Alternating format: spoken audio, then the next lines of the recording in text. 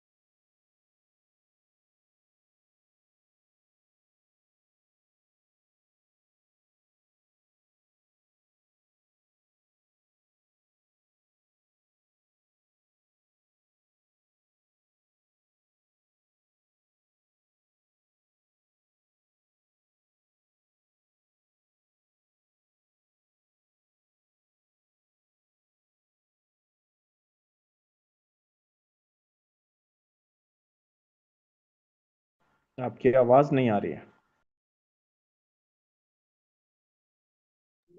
Okay, okay.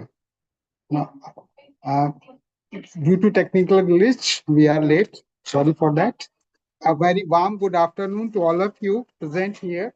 I welcome you all on behalf of TSPSR on in 27th Annual International Conference on National Development, Role of Educational Institution. It is very rightly said, education has always been a cornerstone of national progress. No nation can achieve sustainable development without strong, inclusive, and forward-looking education institutions. School, colleges, universities, and research centers not only impart the knowledge, but also they shape the value, foster the innovation, and prepare responsible citizens who contribute meaningfully to society. With these words, let me start TS4 technical session on research paper presentation contemporary issue.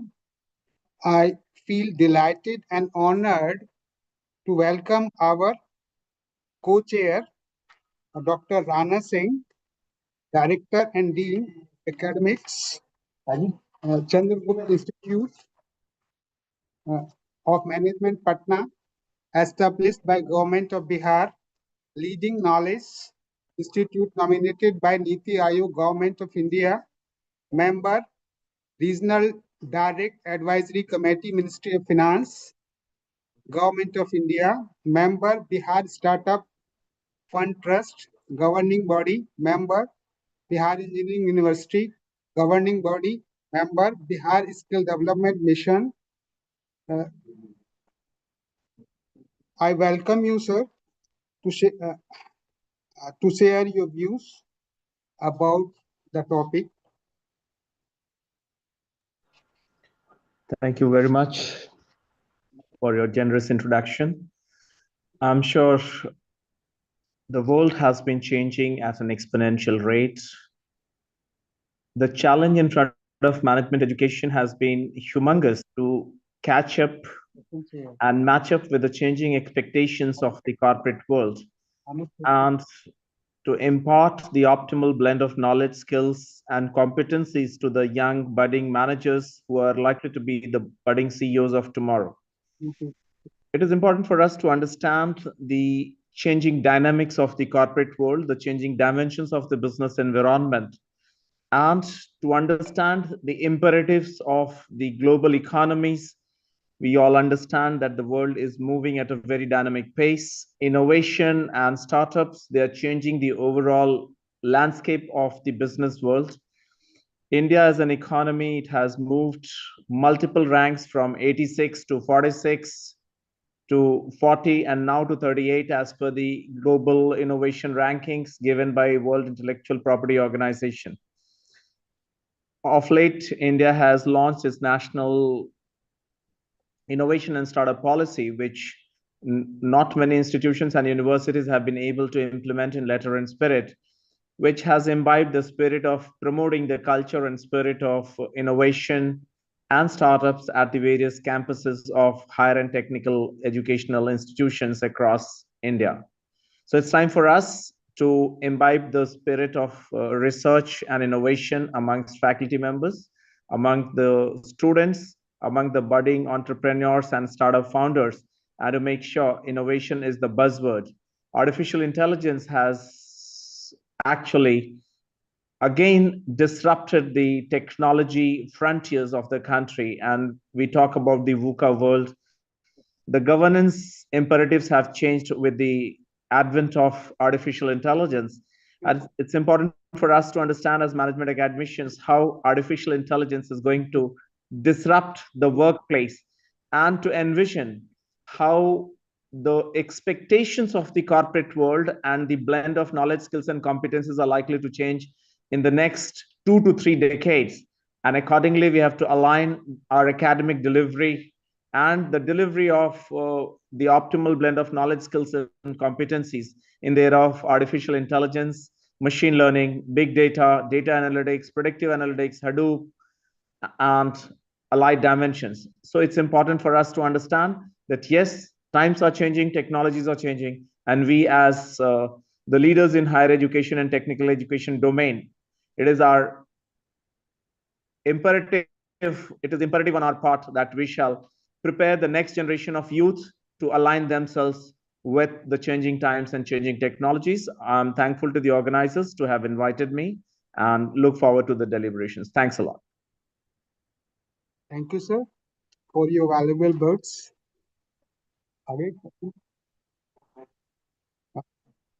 Okay, sir.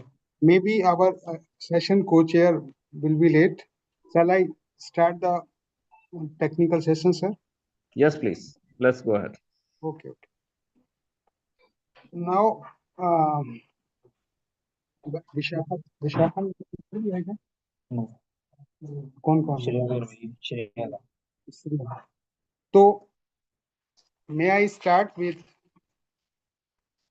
Shreya Garg, research scholar, School of Management, GD Goenka University, Gurugram, Haryana. His title is A Role of Fintech Platform in Shaping Working Women Perception of Retirement Planning. So, Yes, I'm here. Shreya Garg, आप Yes. से run करेंगे या हम run करें आपकी PPT? No, I'll be running the PPT. Okay. Your time limit is 8 minutes and 2 minutes Okay. for question answers. So Okay. try to finish your paper within the stipulated time, please. Okay. Thank you so much.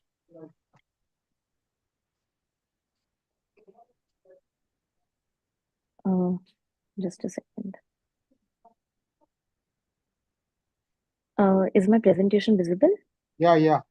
Okay. Good afternoon. This is Shreya Garg. I am a research scholar. I am pursuing my PhD from GD Goenka University, Gurugram. My topic for the research presentation today is role of fintech platforms in shaping the working woman's perception of retirement planning. Starting with the retirement planning challenges for the woman, just a second, I will do the screen from here to here. Yes. Retirement planning is influenced by financial literacy, risk tolerance, perceived behavioral control, cultural norms, and access to financial advice. Working women face unique socioeconomic dynamics, the gender pay gap, caregiving roles, career interruptions, and societal expectations around money management. Because of joining into a new family, or maybe because of the family obligations, females are not allowed or do not have the freedom to plan their uh, retirement as per their choices, or even to collect or arrange the source of funds for their retirement.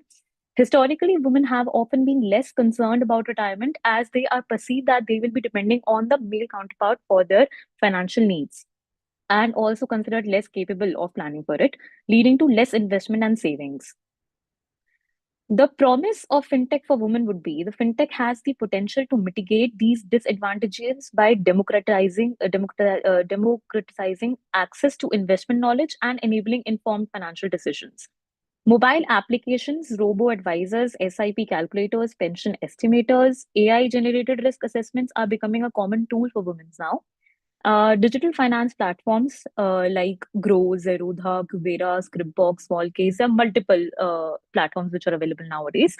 They are also a very good tool and a motivator for people, or women to be specifically talking about, so that they can realize the ease of investing for the future needs. The digital interfaces can make financial planning more approachable for women who were previously disengaged due to complexity or time constraints. Research focus perceptions, not just adoptions.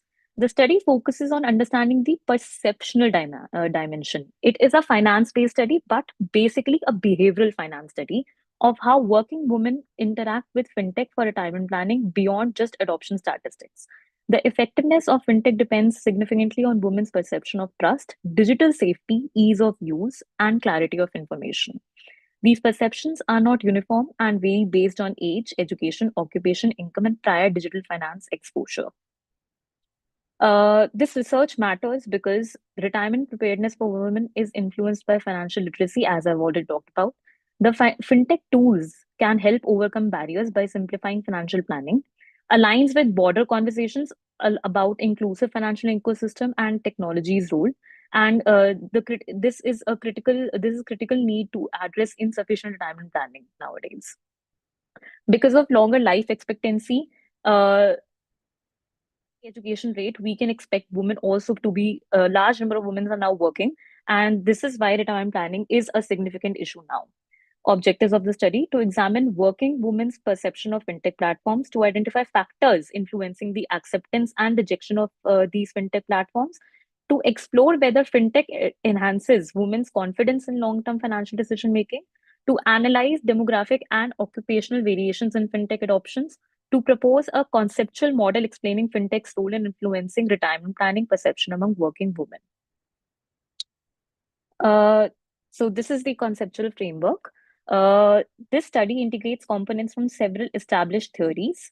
Technology acceptance model focuses on perceived usefulness and perceived ease of use. So my research was taking up models from previous research papers also. Unified theory of acceptance and use of technology expands on TAM by adding social influence and facilitating conditions. Behavioral finance theory incorporates psychological and emotional aspects of financial decision making. Key constraints in the conceptual framework: perceived usefulness, ability to track long-term goals, simplified planning. So basically the goal clarity we are talking about. Perceived ease of use, intuitive design, minimal paperwork. Perceived security and trust, data privacy, credibility of platforms. Financial self-efficacy, confidence in handling money. And digital financial trust, literacy, awareness and understanding of digital tools. We can skip this because of the timing limitation. Factors deeply influencing on women's perception. Also, these are very generic factors. I want to bring the focus on, yes, barriers to the fintech adoption, fear of fraud, perceived complexity, obviously because of though the interface is now becoming more and more easier to operate, but still there is a inherent fear in people to operate these digital platforms due to digital frauds going on and the complexity on the interface. Inadequate digital literacy, which is also one of the reasons why people have a little bit of fear in operating these platforms. Specific barriers to accessing digital financial services. Research highlights challenges women face. So it will come further also. Digital finance innovations and their potential. Nowadays, AI-based platforms, robo-advisors, all these platforms are available, which doesn't only tell you the amount of money or the needs that you have, the amount of money that you need to accommodate for your retirement. It also shows you the various platforms. It shows you the various investing schemes in which you can invest at a particular pace, due to which you will be end up collecting the amount of money you would require for your retirement. Implications for fintech providers. Fintech providers must prioritize building trust and designing accessible, intuitive. Try to finish within the stipulated time. Only 2 minutes are left. Okay. I will try to bring to the main crux. Interplay of financial literacy and psychology. As I said, it's based on a behavioral financial topic. So the interaction between financial literacy and these psychological characteristics significantly influences women's retirement planning behavior. For women with lower financial literacy, retirement planning and saving decisions might be more driven by the behavior of their social groups.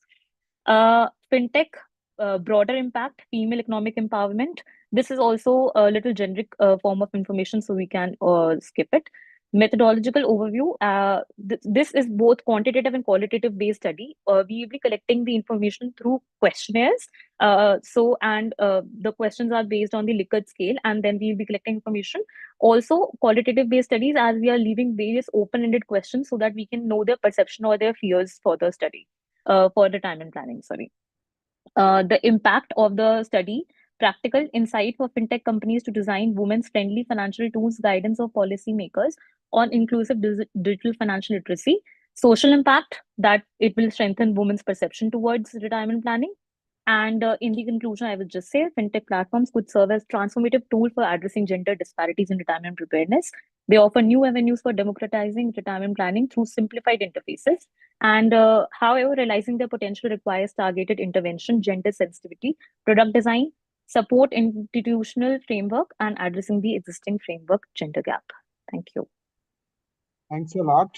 It's time for question answers. Session chair, sir, would you like to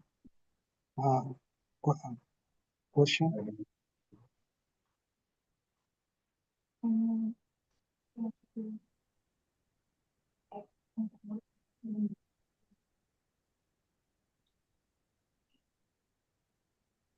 could you get the opportunity to think about a structural equation modeling to have cause and effect relationship between certain variables? So basically, we have jotted down various factors. Uh, Amongst them, I will let you know. There are multiple factors like their demographic factors, their income, job satisfaction, their risk tolerance. These are the behavioral perspectives, psychological perspectives. All of them are linked to a mediating factor, which is the financial literacy, financial tolerance. All these are the mediating factors which are finally affecting the perception of the working woman. So the initial factors, the mediating factor, and the final factor is the perception. Amongst the initial factors, which are not directly related, is also one of the factors is the investing tools and the uh, the perception of females regarding these using these tools or investing techniques. Perfect. Thank you. Thank you, sir. Thanks a lot. Now, next participant is Dimpy Jindal. Dimpy Jindal, would you like to continue? Yes, sir. Am I audible, sir? Yeah, you are audible. Okay, sir.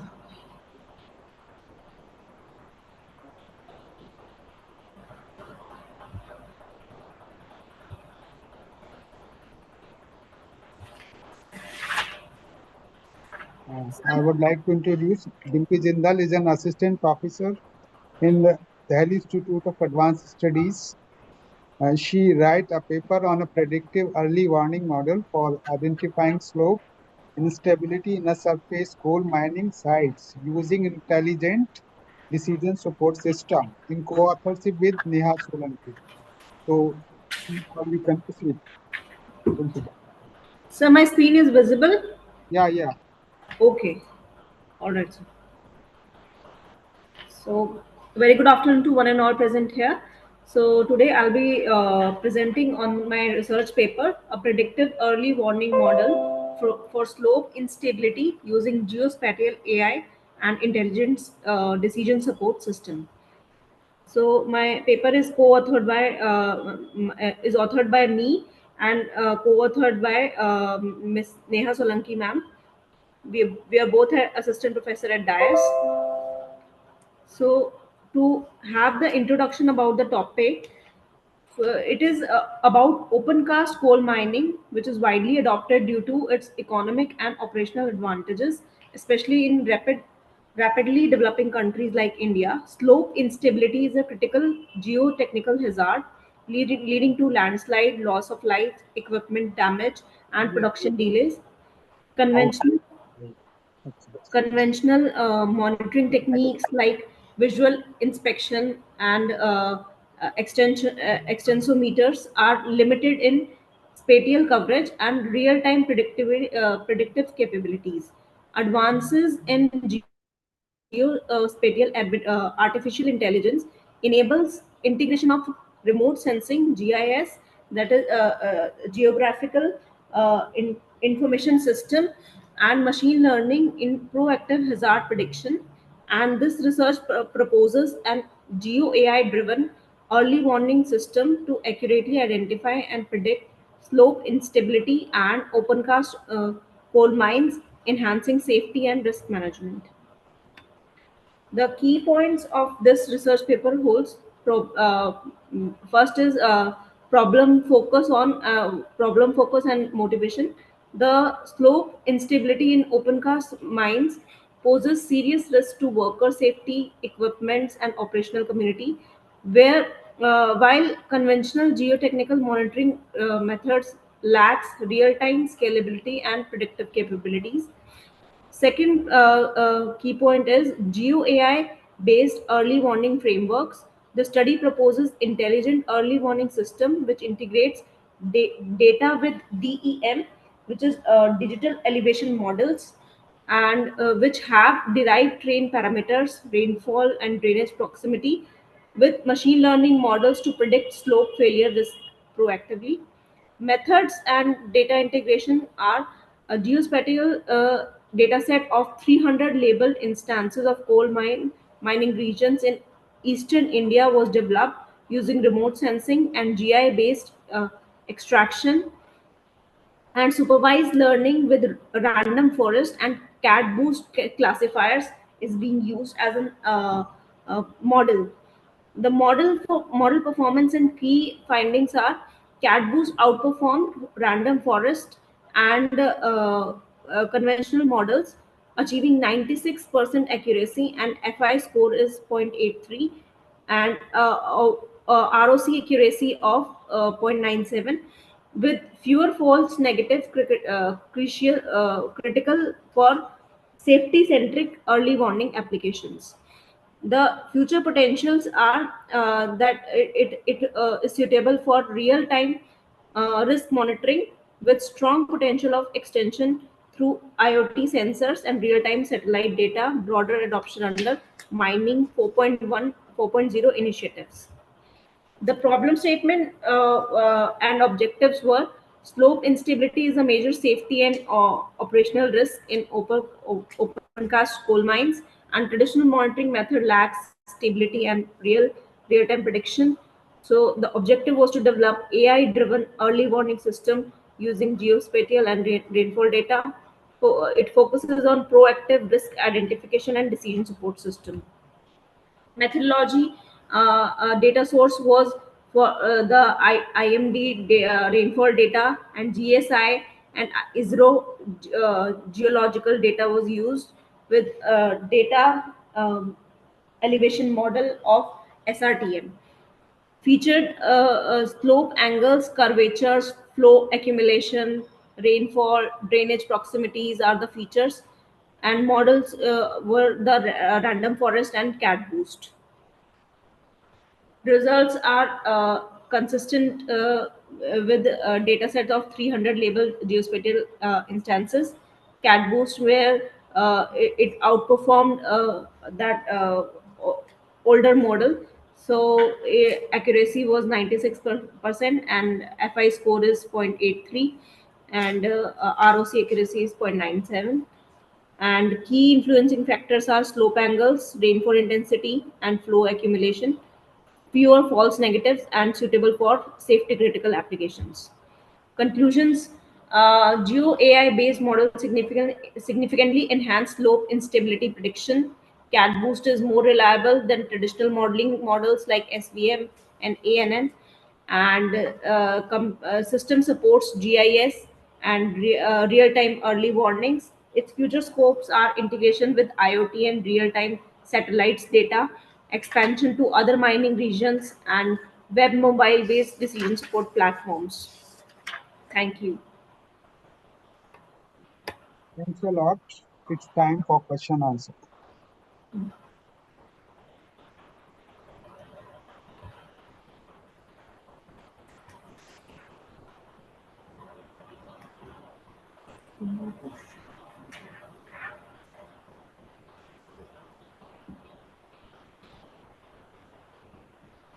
Rana sir, would you like to ask question? Yes. Could you share some of the latest research papers which you could find were highly contributive in this area? References. Yes, sir. Some of my references are there of this paper, in which I have taken the data set from, and which which resulted in the persistent threat to the environment and worker safety and efficient operations in open pit coal mines. Any one author whose paper was most appealing and why?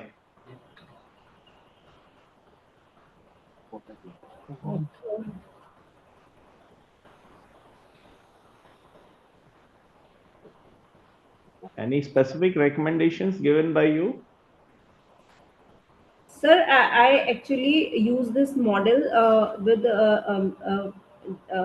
geointelligence and machine learning models. And one paper in which I find it very effectively, in which slope instability and landslide damage to equipments and loss of money, which was explained through this coal mines, in which sellers and its team have identified in 2018 paper.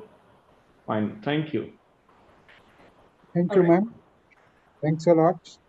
Next participant is Pooja Kumari, Assistant Professor, DSPSR, is in co-authorship with Nisha Sharma. I think Nisha Sharma will present the paper. She's, are you there, Nisha? Nisha Sharma? His title is A Role of Green FinTech in Promoting Sustainable Finance. So would you like to start, Nisha Sharma? Nisha Sharma, am I audible? I think Is not available. maybe a technical glitch. Okay. Next one is Namrata Chadda. Ma'am, you are available? Namrata Yes, Chadda? sir. Okay. Namrata Chadda is an assistant professor in Jagannath University, Bahadurgarh, Haryana. Haryana. His title of paper is Sustainable Waste Management, a global analysis of technical innovation, policy framework, and its transition towards a circular economy. Over to Ma'am Namrata Chadda. I think admin should allow her to unmute. She's not able to unmute. Yeah, Yes, she. sir.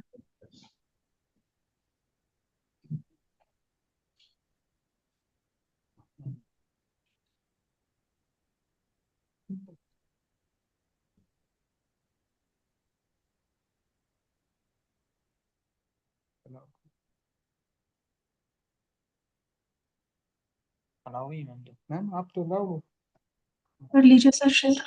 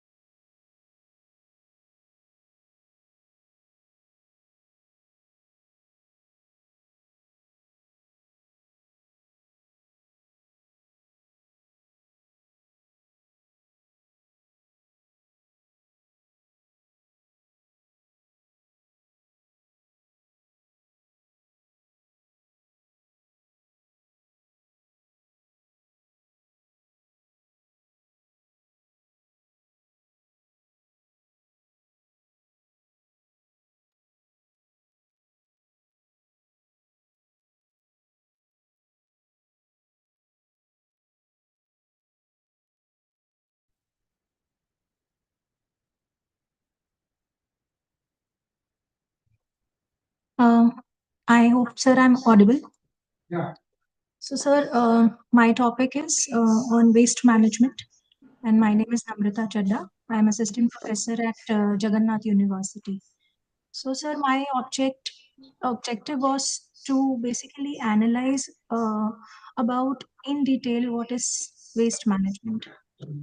So, when I raised my objectives, I came to these 4 topics.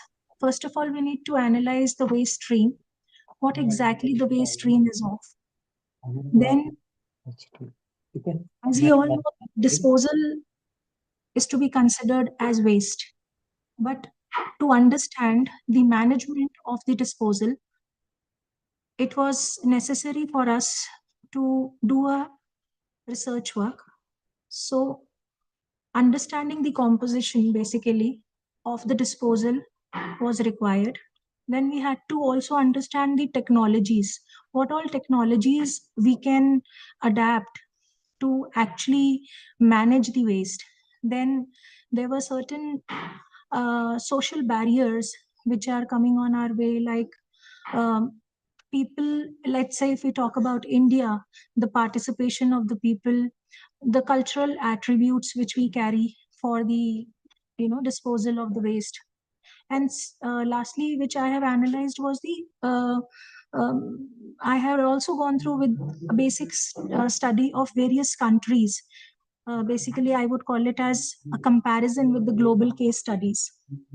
So for that, first of all, we need to just basically understand the basic thing, what is sustainable waste. We can categorize our waste into few categories, like the municipal solid waste, then the e-waste, which is actually increasing day by day. Then we have the organic waste and the industrial waste, which we are actually somehow decomposing it and utilizing it in further. Then now, if I talk about defining sustainable waste management, we need to understand that managing the waste without compromising with the future generation, which is very important. So for that, why we are doing it? We are doing it for the protection of our environment, for a better economy, for social equality. And for all these things, we need to adapt certain measures. Like we need to first of all consider the waste as a resource, very importantly. I think one should first of all talk about waste as a resource and not considering it mainly as waste as a resource, and then shift our focus from the disposal to the resource recovery, how we can make it usable, how we can make it as an important resource for us. So we need to aim to decouple the economic growth from resource consumption, and especially we need to balance with the environment and the economy, and we as society need to be a major part of it. Then if I talk about waste as a resource, so waste is a very potential economic and material resource basically, and it supports long-term sustainability and resilience. Now, if we talk about a circular economy framework, which is very important, and in fact, we all know that waste is finally as an is to be considered in two parts. So let's say if we convert it into a sustainable form, there are two types of cycle we form. One is biological cycle, that is converting the organic generating the organic materials, and secondly a technical cycle where the 3R rule is to be considered, where we use the material, basically we reuse the material, we repair the material, and we recycle it. So somehow there is a circular economy framework which we follow to make the waste as a resourceable product, or we would say for the environment. Then, as I have discussed earlier also, that there could be the types of waste we find, that is that which I have mentioned in the earlier slide, that is the organic waste or the industrial waste or the e-waste. But if we talk about let's say, other countries, the high income countries, they are able to achieve that the circular cycle of decoupling the waste. But if we talk about the global south, we are still lacking behind. We are practicing it. Basically, we are doing a practice of reuse, recycle, repair. So we are actually still into practice. And why? Because efficient product design, we need to have more technology, more awareness how to decompose the waste and use it in a better, you basically use it in a sustainable way. Then there are certain policies also by the government which are being launched and which we need to perform, like a very small thing that the government has launched, or let's say has talked about, that sukha kuda or gila kuda. Still, as a India, it's still in India, we are not taking it that seriously. In fact, publicly also there are identification of various waste disposals, but still we are actually not paying attention to it, and neither disposing the waste in an appropriate way. Probably that is one reason. Maybe we can call it as an inadequate processing infrastructure or something else. Apart from that, yes, rise in plastic packaging is also very much common in global south. Next, I would talk about the e-waste. It is also increasing, the growing, it's 3 times faster than the population. So it's to be called as the most toxic environmental hazard. I'm sorry to intervene. Try to finish your paper within 2 minutes. Okay, sir. So these are the types of waste, I would say. I would also like to talk about the methane emission mitigation. Basically, methane is something which is the gas which is being releasing, and it is actually destroying the ozone layer, and the UV rays are directly reaching on the earth and causing cancer like diseases. So there are certain types of waste which we need to analyze. Then the industrial waste. So to be very precise, the waste minimization at the source is required. Safe storage, labeling, and transportation is required. Treatment technologies in regards to basically chemical neutralization and stabilization is required. We need to secure the disposal in hazard waste landfills. So these are certain points which I've taken under consideration. Apart from that, very important, there has to be an hierarchy which we need to follow. We need to reuse the material, recycle the material. Right form of disposal is important. And I would also like to mention that we as human beings, as society, is responsible for balancing the environment with the economy. Then only we can actually work on this statement, waste management. Then in this slide, we have shown that there are certain focuses, that integrated solid waste management system, emphasis on collection efficiency, pollution control. Although we are working on certain things, but still we are lacking behind, because as we did a basic study about various countries like USA, they are basically zero waste countries. If we talk about in Japan, Kamikatsu, it's also a zero waste country. So there are many countries, those who consider themselves as zero waste, although they are taking a lot of measures. But yes, their society, their population is equally responsible and working hard for it. And if we come to this slide, the global waste crisis. So we are actually moving head towards it. Rapid increase in waste. Global municipal solid waste expect to rise 2.01 billion tons in 2016 to 3.40 billion tons by 2050. So I am really afraid that how we are going to work on this policy. And if we are very much aware of the plastic pollution, and there are many more other aspects also which we need to consider. Contribution to the green greenhouse. Basically, I was talking about the methane mitigation. That is also something which really needs to be considered, and it is actually polluting the air. And we almost, being a Delhiite, face these issues a lot. So this is something which I wanted to discuss. Then the challenges which we have is high capital cost. Yes, it does. But I think with certain adaptation of schemes, we can fulfill certain things, and we can move to the sustainability of our waste to be as a resource material. Then landfill dependency, yes, infrastructure mismatch. So we really need to consider these few things, and I think we may come to a certain solution. Yes, we all aspire for clean water, green energy, and sustainable cities, but we need to see how the things can be done. So my recommendation was basically the advanced recycling part, the AI robotic sorting of the waste material. Then we also have certain machines which are being used to directly segregate the metallic and the plastic material.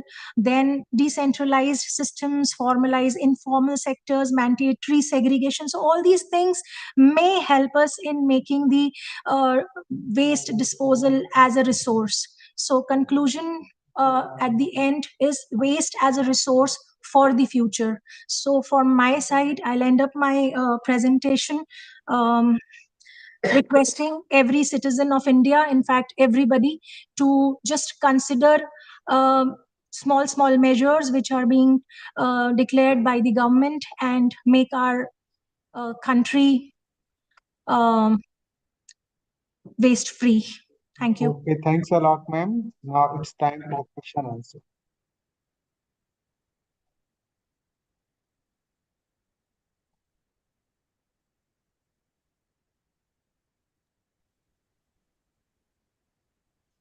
Should we start?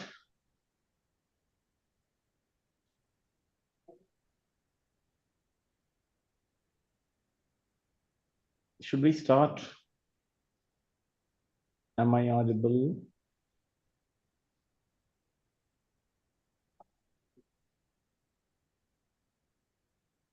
Could you suggest some of the... Rana sir, I think you are on mute. Okay, just a moment. So what is- Yes, okay. please. Yeah, just wanted to understand any recommendations from your side to the various academic campuses in this area?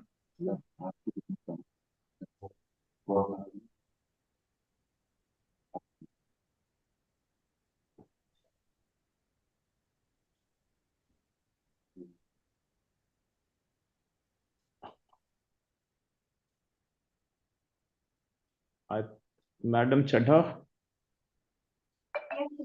Yes, sir. any recommendations from your side to the various campuses as an outcome of your research paper? Sir, I think everybody can follow. The government has launched a basic communication stage to segregate the waste. So, as we citizens of India do research work on this topic on a very elaborate scale, and I think we all can take a very small step, just segregating the disposals from our own houses, from our own places. So, sir, that. Nisha Sharma, Monica Bansal. Sir, I'm audible. Yes, you are audible. Yes, you are. Yes, sir. So, sir, a very small thing which we can initiate being a citizen of India and being an integral part of the society, a very small message to everybody that from our side, from our end, instead of making big reports and making elaborated research work, we can start this small initiative as it is being launched by the government to segregate the disposals from our end from the very first side. As government has launched that we have to segregate the disposals in a sukha kuda and a gila kuda. So they have actually made this arrangement in the entire city and in fact our country also. So we all can take this initiative from a very initial end, and we can proceed further with it. Then we can think of big targets of segregating the waste. Thank you.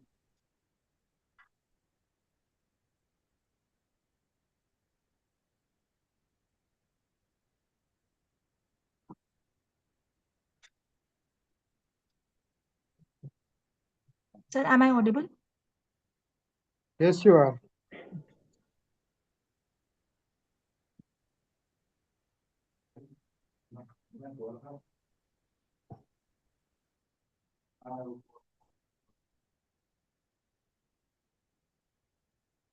Our next participant is Surjit Kumar. Surjit Kumar is an assistant professor of Pandit Deen Dayal Energy University, Gandhinagar, Gujarat. His topic is an empirical analysis of global competitiveness index and its sub-indices using panel data model, with co-authorship with Miss Ankita Mishra, assistant professor, Pandit Deen Dayal Energy University, Gandhinagar, Gujarat. Mr. Surjit Kumar, am I audible? Yes, sir. Yes, sir. You are absolutely audible. Am I audible to all of you? Yeah. You can start now.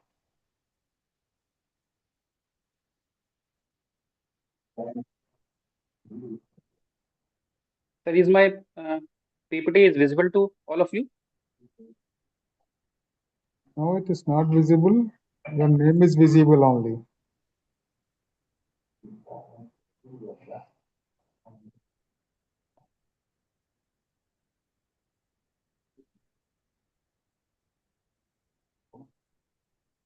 Sir, now it is visible. Yeah, it is visible.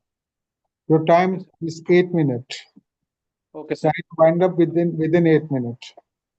Good evening, everyone. My name is Surjit Kumar, and um, this study is written by me and Miss Ankita ma'am, and I am presenting on the behalf of both. This one is the introduction part. My study related to global competitiveness of the nations, and in this my study my study measures the competitiveness of SHARC countries. In this study, we measure um, 5 countries out of SHARC country, 5 countries out of 8 countries, uh, and we measure the competitiveness of SHARC countries. And in SHARC countries, there are 8 countries, but in my study, I am considering only 5 countries because the rest of 3 countries, the data of that 3 countries are not available. Yeah. SHARC countries, yeah, it is a group of 8 countries: India, Pakistan, Bangladesh, Nepal, Sri Lanka, Bhutan, and Maldives. SHARC was founded in 1985 by 7 member states: Bangladesh, Bhutan, Maldives. But in recently, Nepal joined SHARC in 2007. So the study focuses only 5 countries, as I already told you, and we measured the sub-indices of GCI. We consider 4 sub-indices and measure the impact of these 4 sub-indices on GCI. So I have done some literature review. I'm skipping this part now. And the research gap is this: I have studied various research studies, and I have found that this study has done on various group of countries, but SHARC, but this study is not done on SHARC group of countries. So this is my research gap, and the objective of sorry. So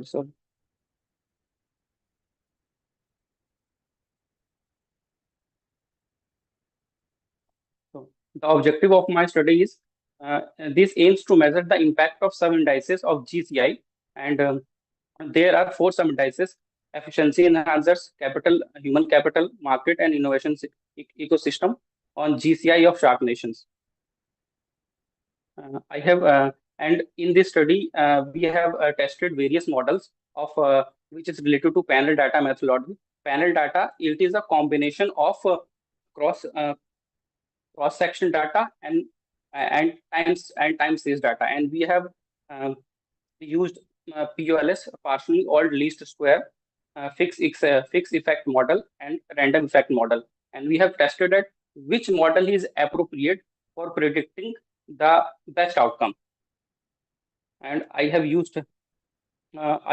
constructed a model here where GCI is considered as dependent variable, and all the sub-indices, uh, economic efficiency, human capital, market, and innovation ecosystem is considered as uh, independent variables.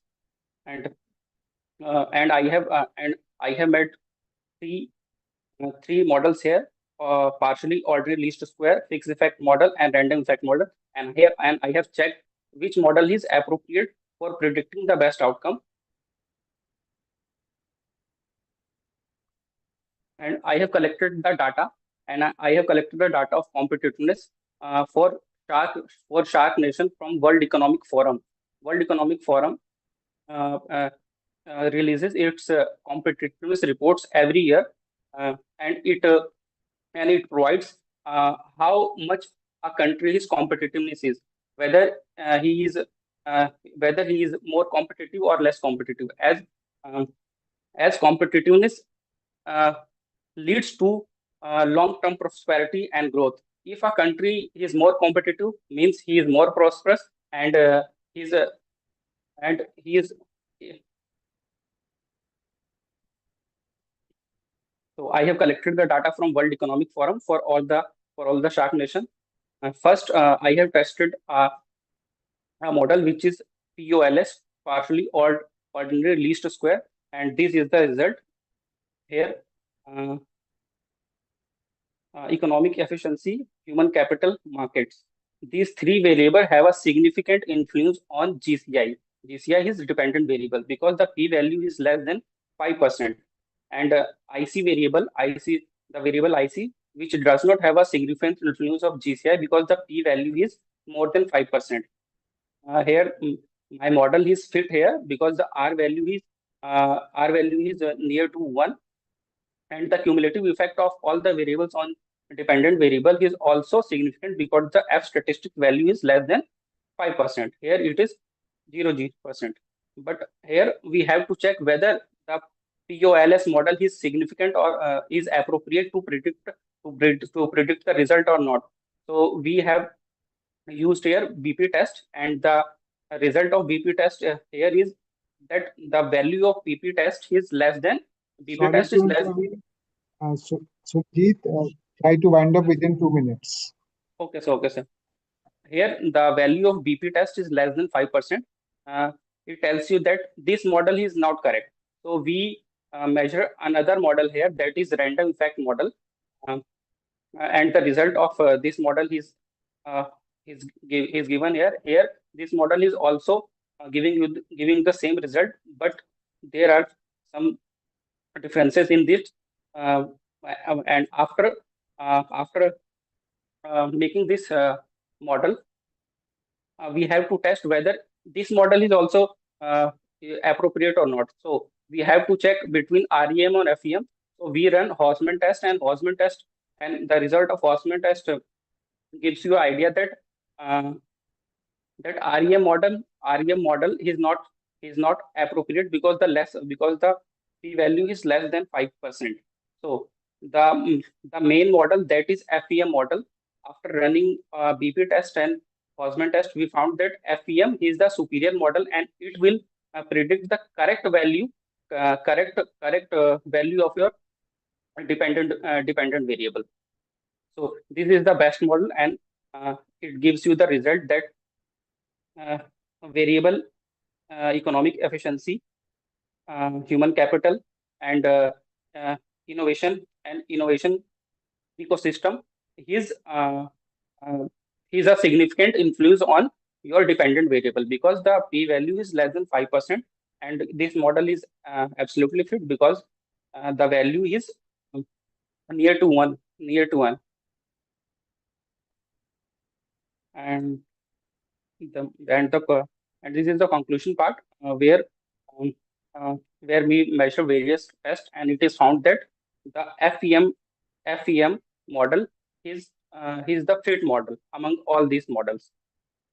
So thank you, sir. This is the study. Any specific reasons why you chose only 3 models?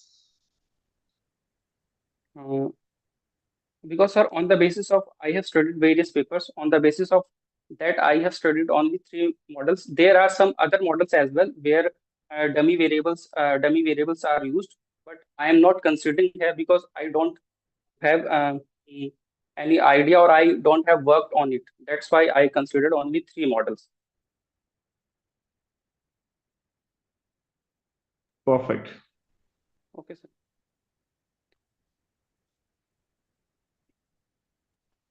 Now it's time for question and answer. Rana sir.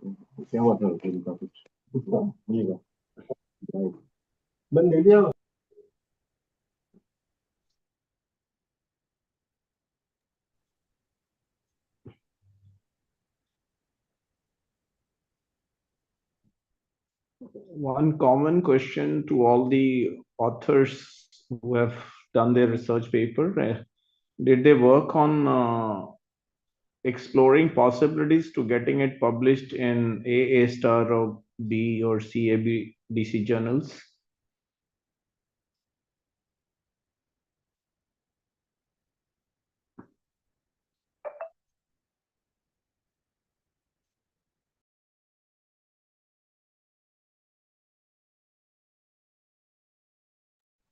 I think most of them, they presented their papers and walked away, I believe.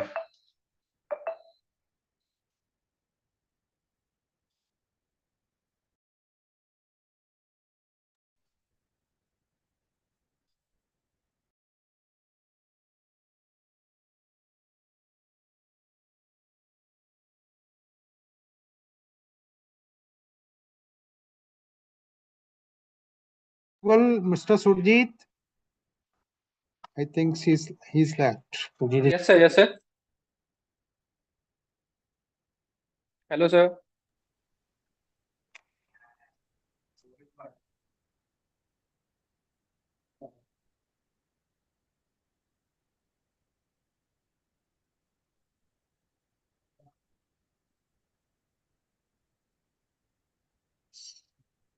Rana sir, shall I ask for next one? Yes, please. Okay.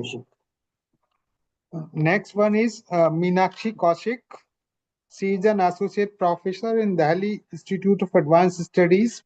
Her topic is leading the way women's entrepreneur as architect of India's socio-economic transformation, with co-authorship with Ms. Sonali Taneja, assistant professor, Delhi School, Delhi Institute of Advanced Studies, Delhi. Over to Meenakshi ma'am. Meenakshi ma'am, are you there?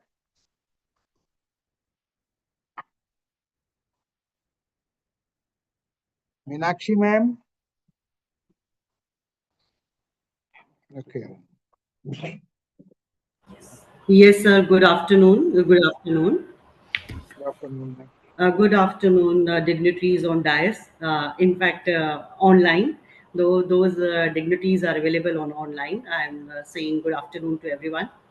This is Dr. Meenakshi Kaushik from Dais College. So, sir has introduced me already. I'm presenting the paper on leading the way women entrepreneurs as architects of India's socio-economic transformation. So this paper basically explored the evolving role of women in organizational and societal development, highlights the qualities that enable them to lead transformation. Entrepreneurs and leaders, the economies, but also alter the social status of women in communities and nations. So this is my paper and the agenda. Today It's not I'll give a visible. little introduction. Sorry. Yeah, am I audible, sir? Your PPT is not visible, ma'am. Yes, you are audible. Okay, You are audible. let me try to reshare.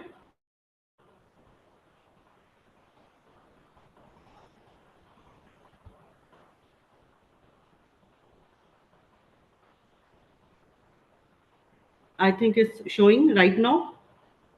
Now it's visible. Visible, sir? Yeah. Okay. So I have already given the title of my topic.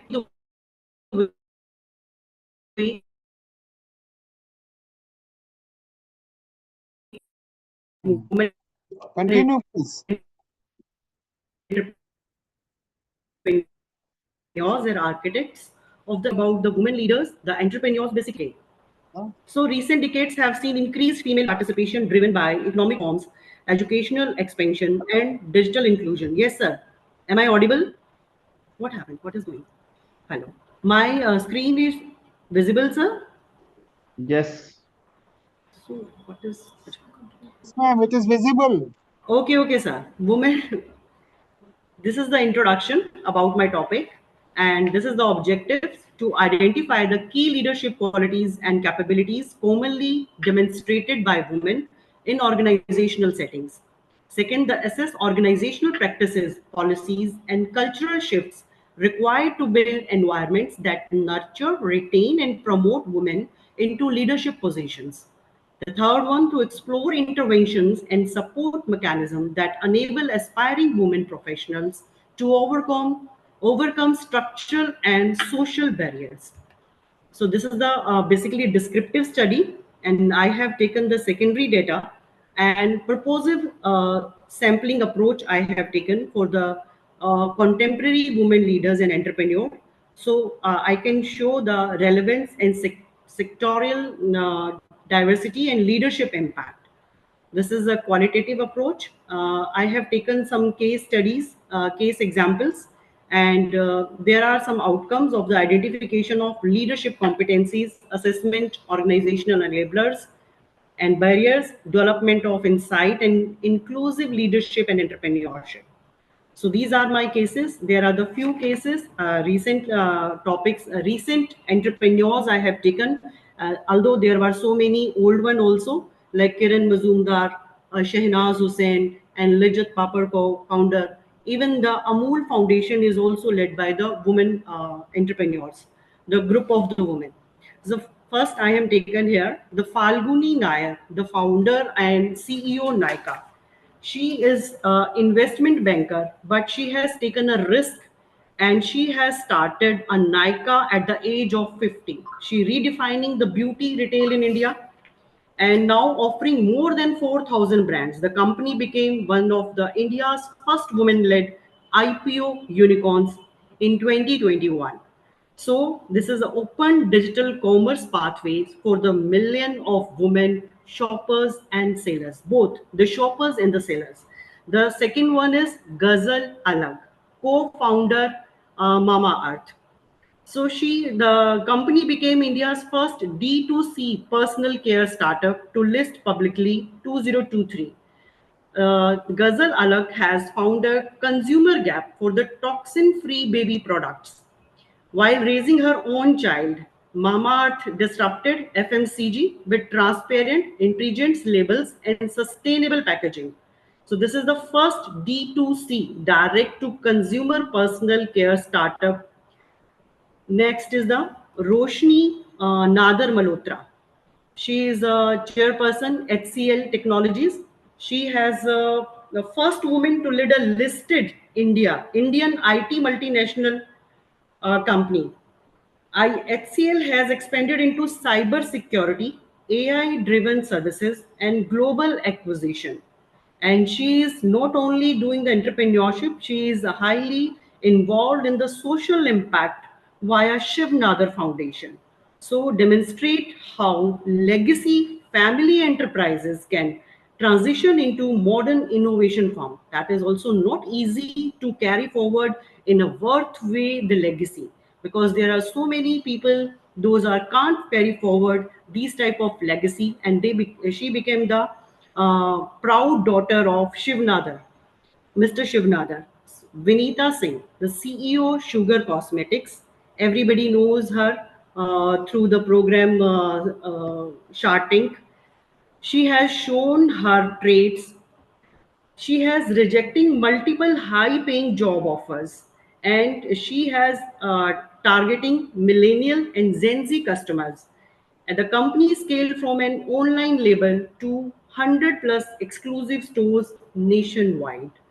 So the symbol of grit for the young entrepreneurs, especially women from non-business families. Upasana Taku, co-founder Mobiquick, she has India's early fintech. She has given the India's sorry early to fintech intervene. platforms. I'm sorry to intervene. Try to finish within 2 minutes. Okay, sir. Okay. Namita Thapar. Namita Thapar has advocacy-driven leadership, industry expert mentorship, and brings visibility to women wellness and busts taboos around reproductive health. Although she is come from the good business family, even though she is shown some different aspects in the female products. Pratibha Advani. Uh, Pratibha Advani, the co-founder of Avishkar Robotics, new age sustainable business started by the young woman entrepreneur. And this Nandini Jami and Anchita Mehta, they have including girls from the government school, lean coding and this is the Nandini Jami. Nandini Jami is an organic agriculture and responsible sourcing. Women farming in Karnataka with national supply chains. They are working in the coffee farming. This I am showing this women leadership competency heat map. The x-axis shows the leadership impact and the y-axis shows the strength demonstrated by the women. And my findings is the presence of women leader is associated with the higher stakeholder trust, crisis effectiveness, retention, and customer strength. Women leadership practices emphasize shared decision making, psychological safety, and accountability.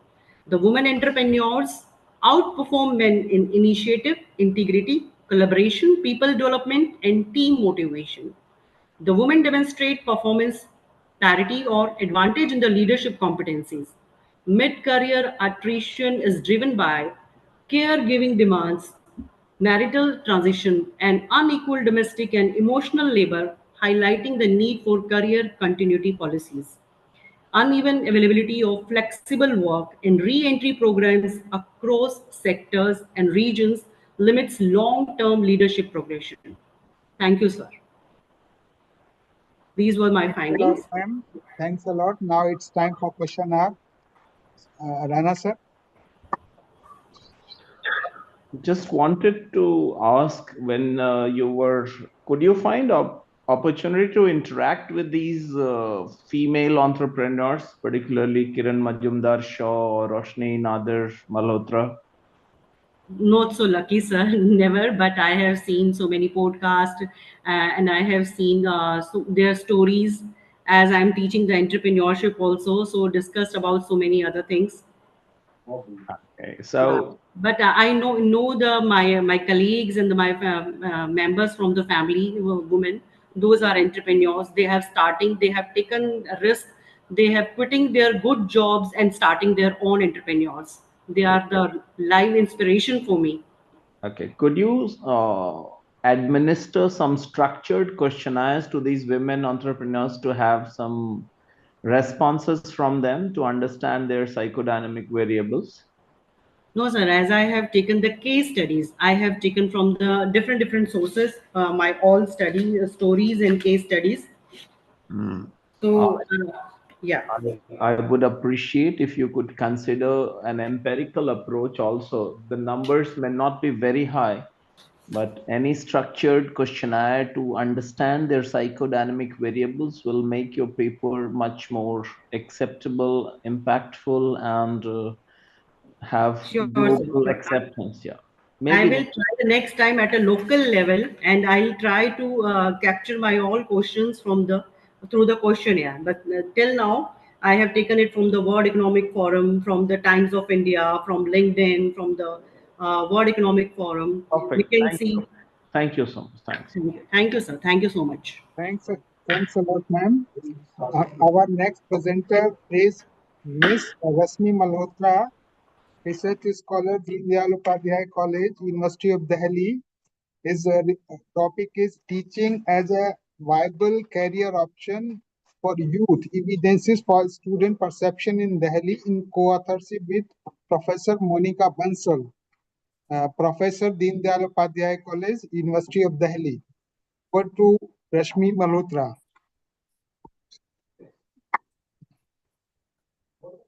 Am I audible? Rashmi Malhotra.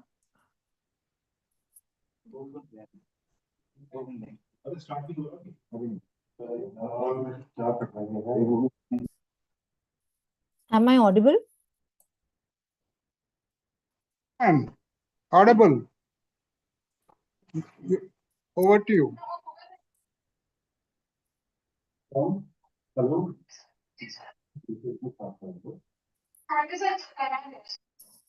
Is my screen visible? It is visible. Okay. So I'm just starting my presentation. Yeah. A very good afternoon to all the esteemed panelists. And thank you for giving me this opportunity to present my paper.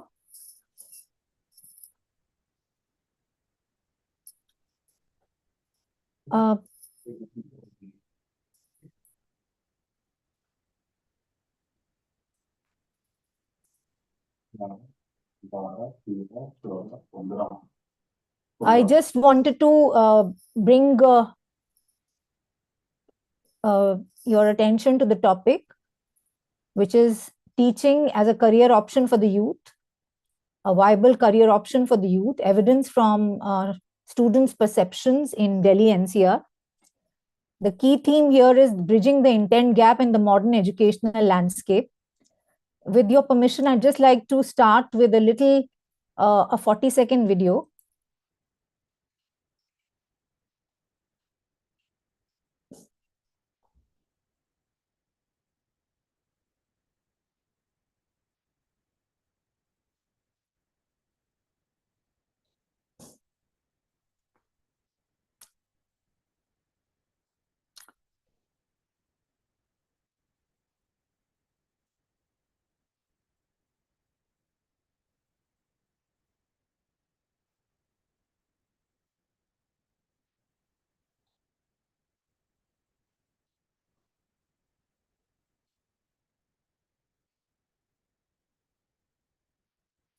With this, I would just like to continue. Am I audible?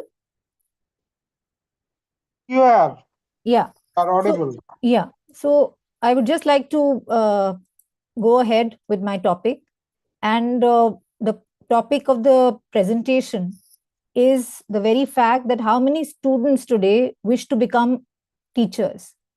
And the evolution of the role from traditional guru to a facilitator of critical thinking and emotional resilience. The conflict today is that the societal expectations are very high, but the vocational motivation to the students is very low. Why is teaching increasingly viewed as a plan B rather than a primary ambition? Teaching historically regarded as a noble profession, the guru tradition. The modern teachers, however, are expected to be mentors, leaders, and facilitators. There's a growing disconnect between the respect and the career choice amongst the youth. That's been there, but that's increasing even further. Students today do not wish to become teachers. If we really look at even this CNBC News 18 item, that also says that it is actually only a plan B. Nobody really wants to become a teacher in the first instance. The percentage is very, very small. So to bridge this intent gap, that why is this actually happening, that's the area of interest. And how do you make children or students today actually look at teaching as a career in a serious manner? So the research question is, why is teaching increasingly being viewed as a plan B rather than a primary ambition? The objective of the study to evaluate the viability of teaching for professional flourishing, to identify intrinsic and extrinsic motivators, the pull factors, to isolate the systematic deterrents, that is the push factors, to analyze the role of gender in career perception. teaching viewed as intrinsically meaningful but extrinsically weak. So it is, yes, considered respectful, etc. However, students are still not completely motivated. Global intent gap between respect and career choice. Burnout, workload, salary are the major deterrents. So in my paper, I've gone out with primary data, prepared a questionnaire with 15 questions, and was able to reach out to around 119 students. We reached out to 120 who filled, one was not completely visible. So with 119 students from higher education institutions in Delhi NCR, the demographics were 68.4% were female, 31.6% who filled the questionnaire were male, 71.9% out of them were Gen Z, that is 15 to 20 years old. The statistical tool that has been used in this paper is the chi-square goodness of fit and the test of independence. The approach of the questionnaire has been 5 pillars of inquiry: awareness, preference, drivers, deterrents, and status. The sample profile, again, 72% were undergraduate and 28% were postgraduate. And of course, I've shared the female and the male ratio and the age group. So this is a link to the questionnaire. I would like to skip that. And then finding one out of, after applying the chi-square and collecting the data and looking at the frequencies, the maybe sentiment. 52.1% of the respondents chose maybe when asked if they would choose teaching. The statistical significance, inside there is a state of vocational hesitation. The youth are not opposed to though the data is small but not absolutely unconvincing. The youth are not opposed to teaching, but they are not convinced about its viability. So this is a graph which was made using Jamovi. So this is in which we really look at 52.1% of the students who filled up the form, the Google form which was shared with them, the questionnaire, were confused, were not sure. They filled in maybe as the option. Finding 2, the paradox of respect. The data 69 points. Try to wind up within 2 minutes. Sure. The 69.7% of the students believe teaching is a highly respected profession. And the valuation paradox, respecting the profession from a distance while avoiding it personally. So this is again a graph showing that everybody is very common. They respect teachers and they think teaching is a very respectful profession. Going ahead about the gender and perception, no significant association between gender and perceived respect, meaning both male and female think that gurus and teachers are to be respected. Both male and female students recognize guru tradition. However, there's a deterrent. The low salary was more of a significant deterrent for the male respondents. So this is what we really see, that both male and female, they think that teachers are to be respected. Respect and recognition. Now the pull factors, what actually was encouraging them to think about teaching, the respect and recognition with the profession, the passion, which was mostly a motivator for the male respondents, while the respect was the pull factor for the female respondents.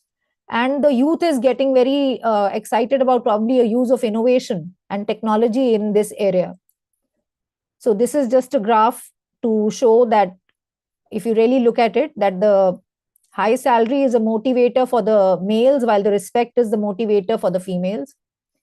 So there are various even newspaper clippings that I actually went through, in which the stressful workload, there's an India Today article on that. The administrative burden, there's a Mint News article on that. And again, there's an Indian Express on stagnant salary. If you really look at it, that teachers are not, they are respected, but they're not paid well. So this is a thing about the push factors, the deterrents, out of which the biggest deterrent in teaching profession is coming out to be the stressful workload and the low salary. If we really look at it, the low salary is a bigger deterrent for the males, and the workload is a bigger deterrent for the females. This is just a data from monster.com to show that the salary Actually, if you really look at it, is very low in the beginning part. It still becomes a little substantial after 11 years. So the workload reform. So this is something in which, if you're really looking at the workload, even the policy, the National Education Policy 2020 is talking about the merit-based tenure, is talking about the workload reform, and is talking about increasing the salary of teachers. That is very encouraging. And the roadmap for intervention, the future is target the maybe group and see that they get interested in teaching even further. Modernize the image, rebrand teaching as a tech-enabled dynamic leadership role, institutional support, strengthening mental health support for educators. Conclusion, teaching remains a noble profession, but needs to be treated more practically and needs to become a practical one. Final word, to secure India's future, we must bridge the intent gap by making teaching a plan A career. Thank you so much. Thanks a lot. Now it's time for question hour. Rana sir. Yeah, I think this has been a very excellent topic. Now, the question is in front of you, probably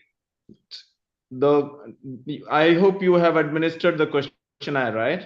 Yes, I have, And sir. you shared your percentage reports also. Yes, sir. Yes.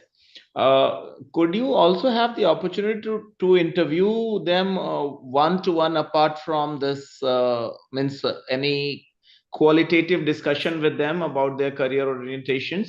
Yes, sir.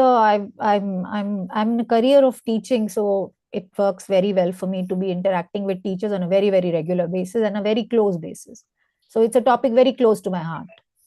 Okay. So any qualitative research analysis also has been done, or it's purely quantitative? So it's a mix of both, actually.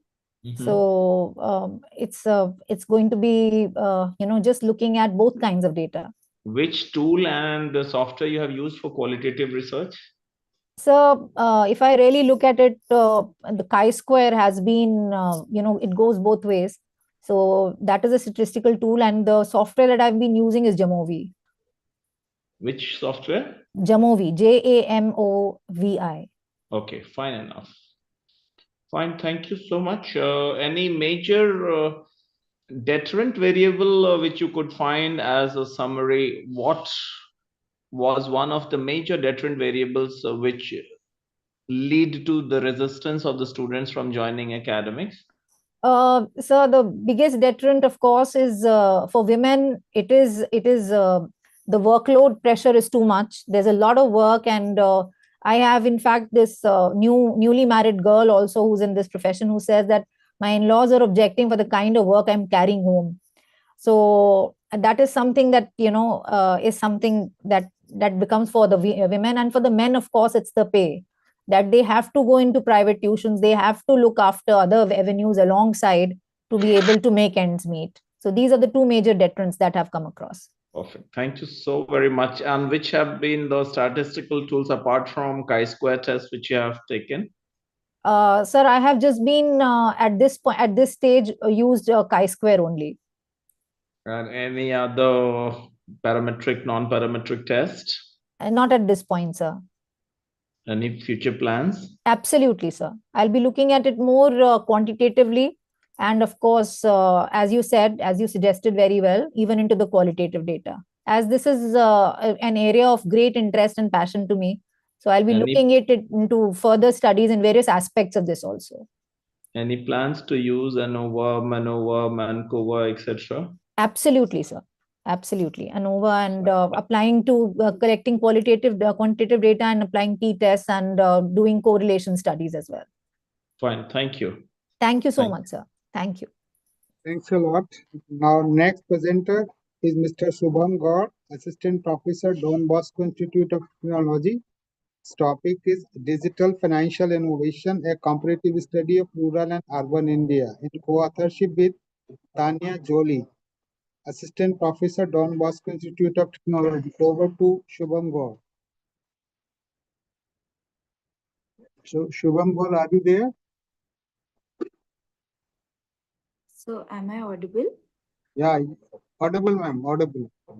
Yes, so my name is Tanya Jolly, and I'm here to present a paper on digital financial innovation, a comparative study of rural and urban India. It was co-authored by Mr. Shubham Kaur, Assistant Professor at Don Bosco Institute of Technology. Now, moving towards the introduction, Indian banking and financial sector is undergoing a major transformation fueled by rapid rise of financial technologies, as we all know, which includes UPI, RTGS, net banking, etc.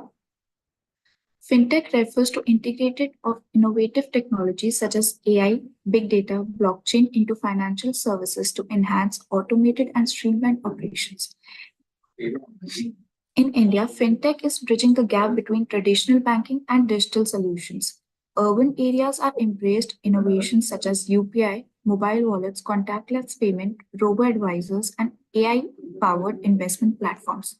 These tools make financial services more accessible, affordable, and efficient in rural areas. Rural India, fintech is promoting financial inclusions by reaching communities where conventional banking struggles. Services like mobile banking, microfinancing, and Aadhaar-enabled payments provide millions with essential financial access. AI-driven digital lending supports farmers and small business owners, while government schemes like PMJDY and Aadhaar have expanded the financial inclusions. Despite its benefit, digital shift presents cybersecurity challenges. Increased financial activities raise the risk of cyber attacks, such as threaten institutions and disrupt in economic policies. Now I have taken literature review of 4 papers here in my PPT, one of which is Rati Chenam at ET 2024 FinTech Set All Financial Technologies. India is a growing nation with world's biggest population, which was achieved in April 2023 by overtaking China. Using a case study methodology, the research examined the need of potential solutions to the problems of fintech literacy in rural areas. As we all know, in rural areas, the net and financial literacy is not so common here. So this paper was trying to bridge a gap between what we need to do to bridge to overcome that literacy. Now the next paper is Vijay C. and John's DM. Financial technology or fintech refer to the latest innovations in digital technology and its integration into financial service industry. The theoretical groundwork had laid the study of subjects. The information gathered by SSRN, RBI, KPMG. The articles trace the development of fintech and market size and growth over time. Now, the research methodology that I have used in my research paper was data source.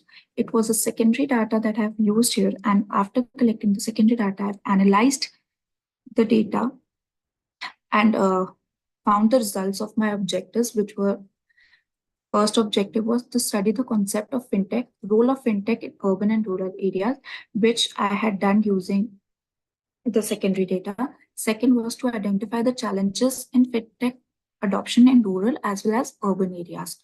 Third was to analyze the impact of fintech on financial inclusions. Fourth, to evaluate the growth and adoption of digital and financial services. Now the research gaps were there. That was limited research.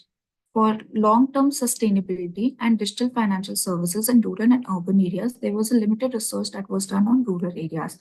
Unexplored impact, fintech was not compared to the income disparity that was present in urban as well as rural area. Cybersecurity risk, as the digital platforms are raising, the cybersecurity risk are also increasing. That was the third research gap. The fourth research gap was lack of standardized regulations. Fifth, behavioral factors. Urban and rural area people have different behavioral factors to which they respond. Sixth was government initiatives. Ma'am, try to wind up within 2 minutes. Sure. So seventh was addressing these gaps. Now the data analysis was done in 2022, and based on the analysis, the 2023 data was given to us. Expected data was given to us, which was for lending tech. It was 270 billion plus market size in 2022, and it is expected to raise to 1.3 billion plus in 2030. Similarly, it was for payments, neo-banking, investment tech, and fintech. Smartphone users will also increase from 931 billion to 11 billion. Internet users from 759 million to 900 million. Urban internet users from 360 million to 396 million. And rural internet users 399 million to 504 million. Now the conclusion was security in digitalization economy. Tailored regulation strategy should be there for both urban and rural areas. Partnership should be built on trust, and banking sector should have more cybersecurity tech under them. Since 2005, nearly 330 million people have been added to the formal financial sectors because of the Digital India motive, the rise in internet users. Centralized cyber control system should be established. Rural financial inclusion should be there. Adoption of cutting-edge technology should be introduced. And cyber attacks should be reduced by building cybersecurity in a very good way. Thank you, sir. Thanks a lot. Now it's time for question hour. Rana sir. Yes, please. So you have, while making your recommendations, have you understood the major challenges pertaining to cyber security and DPDP compliance? Could you take this factor into consideration, majorly the DPDP compliance dimension as well? Sir, can you please repeat the question? Well, you have flagged the dimension pertaining to cyber security. At the same time, could you take into consideration the compliance to DPDP Act? Have you come across the word DPDP Act?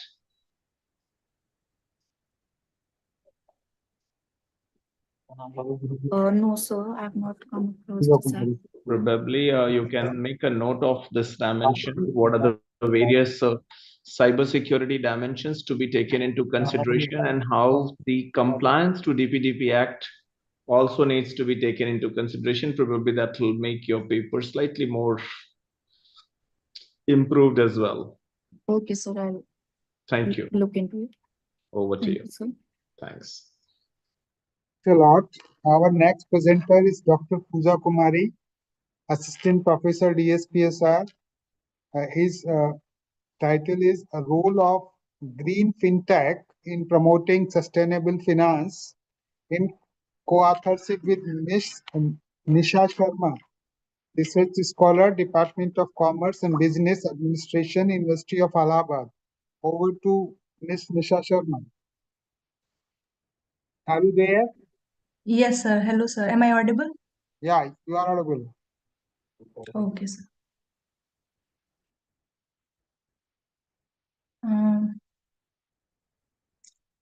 A very good afternoon to all the participants and panelists of the conference. This is Nisha Sharma. So is my screen visible? It is. Okay. This is Nisha Sharma, research scholar from University of Allahabad, Prayagraj. The title of today's presentation is Role of Green FinTech in Promoting Sustainable Finance.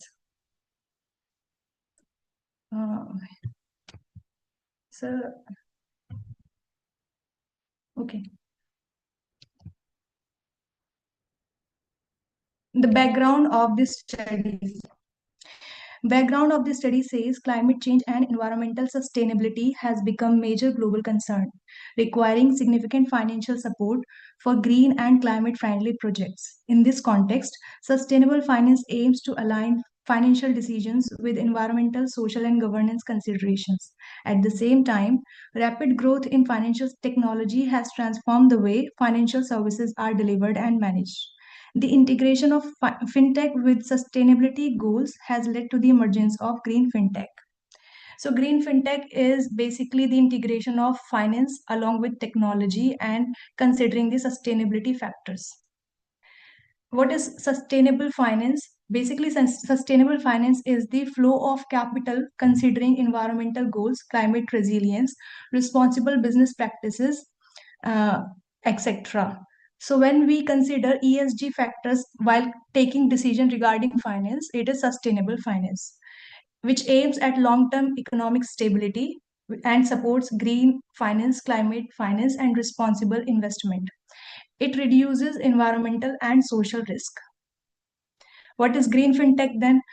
Before that, let me explain fintech. Fintech is using technology in providing financial services.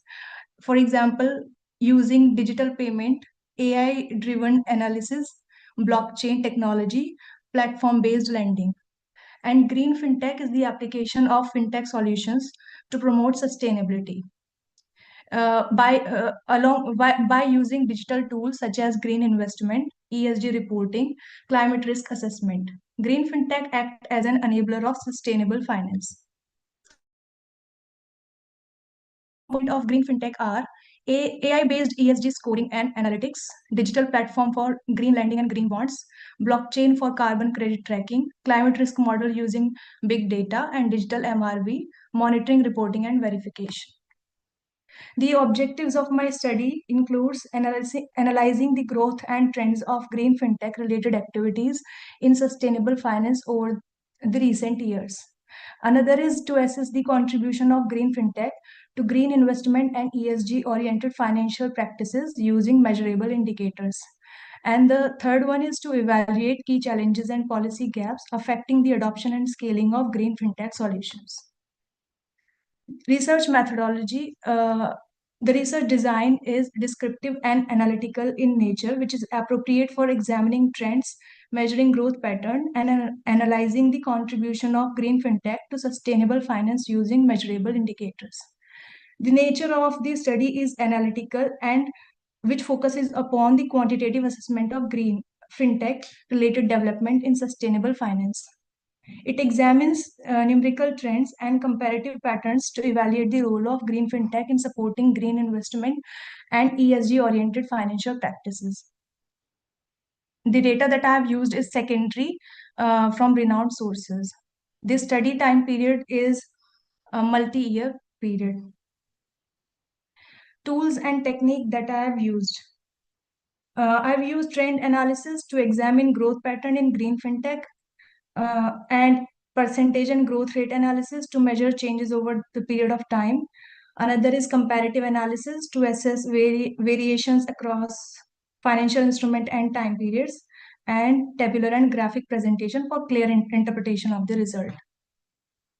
So first indicator is green bond market growth, and this table shows the value, the issue of green bonds over few years and their values.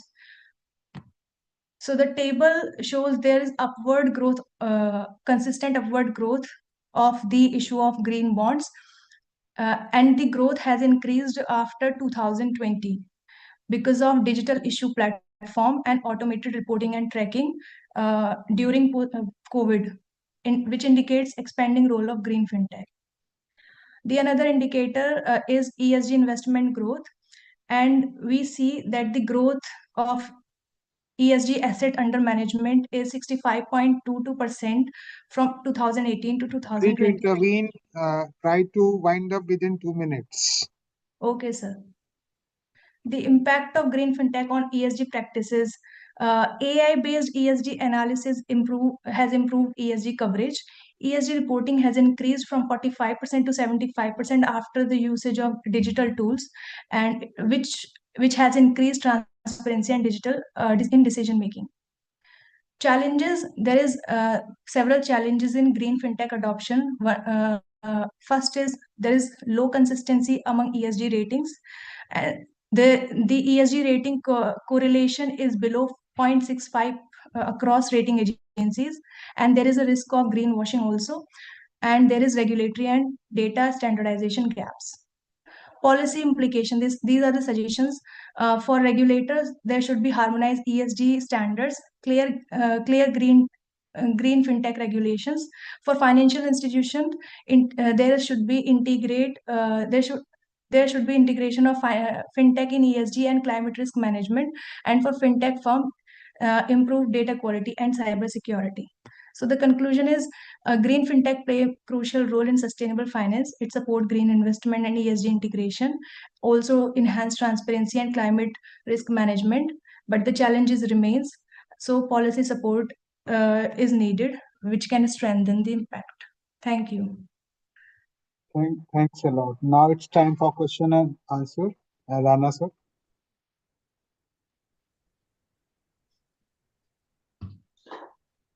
Hello, Ji, sir. am I audible? Yes, sir. sir. You discussed about ESG in one of your slides, am I right? Yes, sir. Okay, could you also try to understand the CSR and ESG dimensions together? Sir, CSR is the corporate social responsibility, Yes. in which the companies, yes, sir, in which the companies are supposed to invest for the socially responsible factors Okay. to contribute in the society. And sir, ESG is basically the investment, that is the investment, the core working of the company, investment Perfect. Could you summarize your recommendations, final recommendations in a minute? Sir, yes, sir. Yes, please. Sir, actually, okay. So the recommendations are there should be standardization of ESG data and metrics. So because there is no standardization of ESG data, there is a lack of uniformity in standards in ESG. Another is there should be strengthening regulatory framework for green fintech, and digital infrastructure should be promoted, and ESG disclosure should be enhanced through using technology, and greenwashing risk should be addressed. So, so there should be capacity building and skill development programs. Could you So come? these are some Could you come recommendations. across the mandatory reporting of top 1,000 listed companies pertaining to ESG? Mandatory, pardon? Mandatory ESG reporting for the top 1,000 listed companies on Bombay Stock Exchange in terms of their market valuation? Sorry, sir, I have not come Probably across. you need to go through it so that what you are recommending, a step has already happened. So probably it will make your document much better. There's been a mandatory ESG reporting clause pertaining to the top 1,000 listed companies on the basis of their market valuation. Okay, thank you. Thanks. Thank you, sir. Thanks a lot. Our next presenter is Dr. Vishakha, Assistant Professor, Amity Institute of Behavioral and Allied Science, Amity University, Madhya Pradesh. His topic is From Psychological Capital to Public Trust, Rethinking Governance Through the Lens of Resilience in India, with co-authorship with Dr. Sakshi Singh, Assistant Professor, Amity Institute of Social Science, Amity University, Madhya Pradesh. Are you there, Dr. Vishakha or Dr. Sakshi Singh?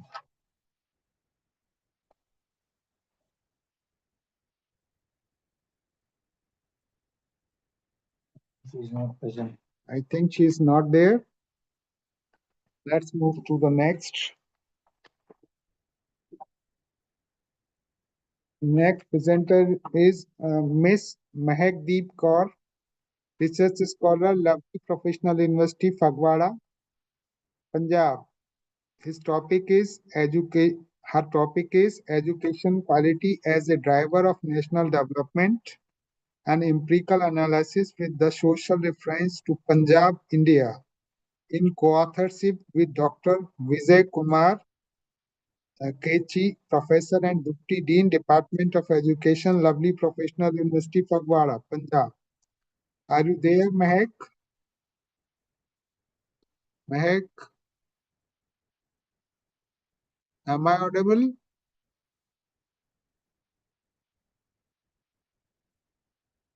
Miss Mehak, He is present here, but not, I think, not listening. He is present, Mehak, but am not. I audible?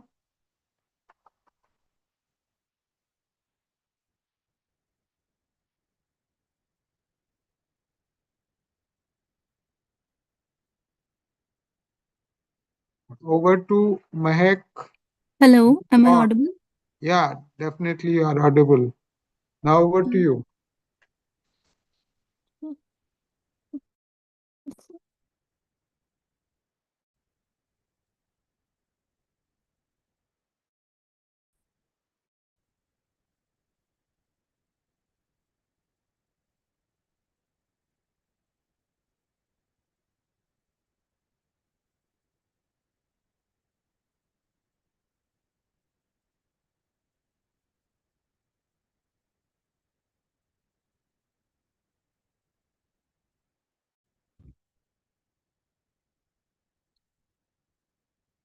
Hello.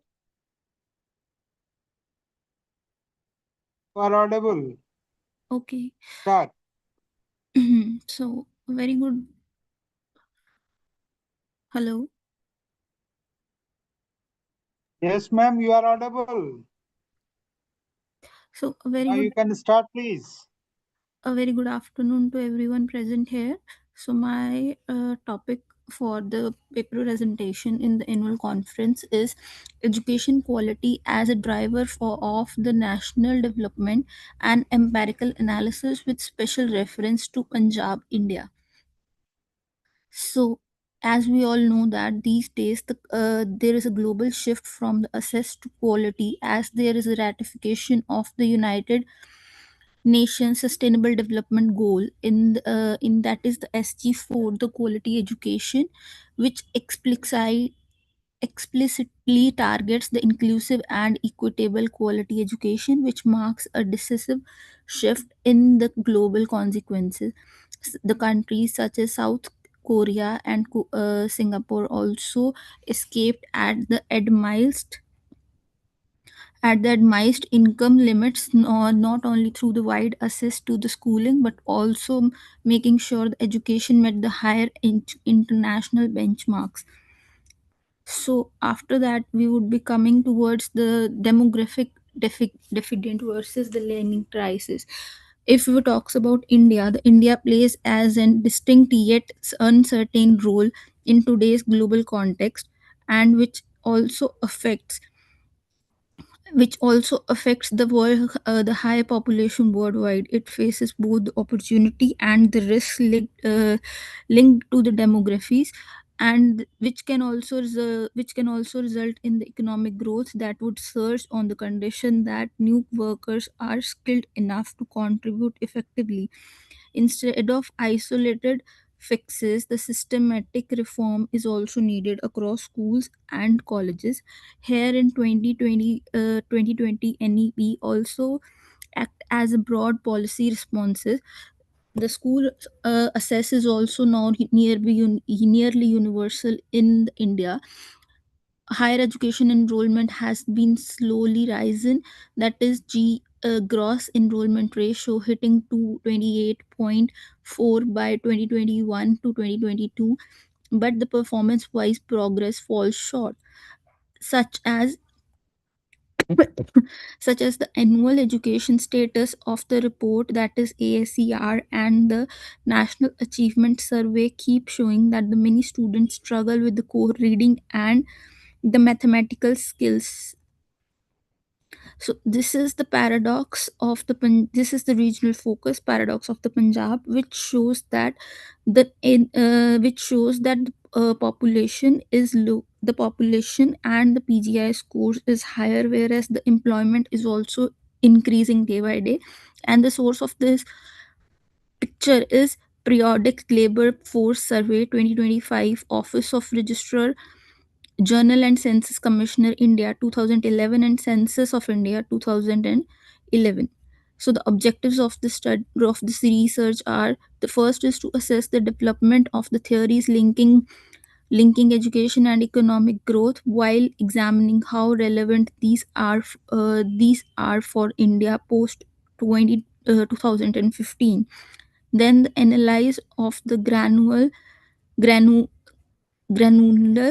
performance of Punjab in National Standardized Assessment NAS 2021 and the Governance Alliance's PGI to validate the claims of the national educational quality, to explore the job market results for the Punjab skilled workers through TLFS data from 2017 to 2024, thus uncovering the pattern in jobless and workforce engagement.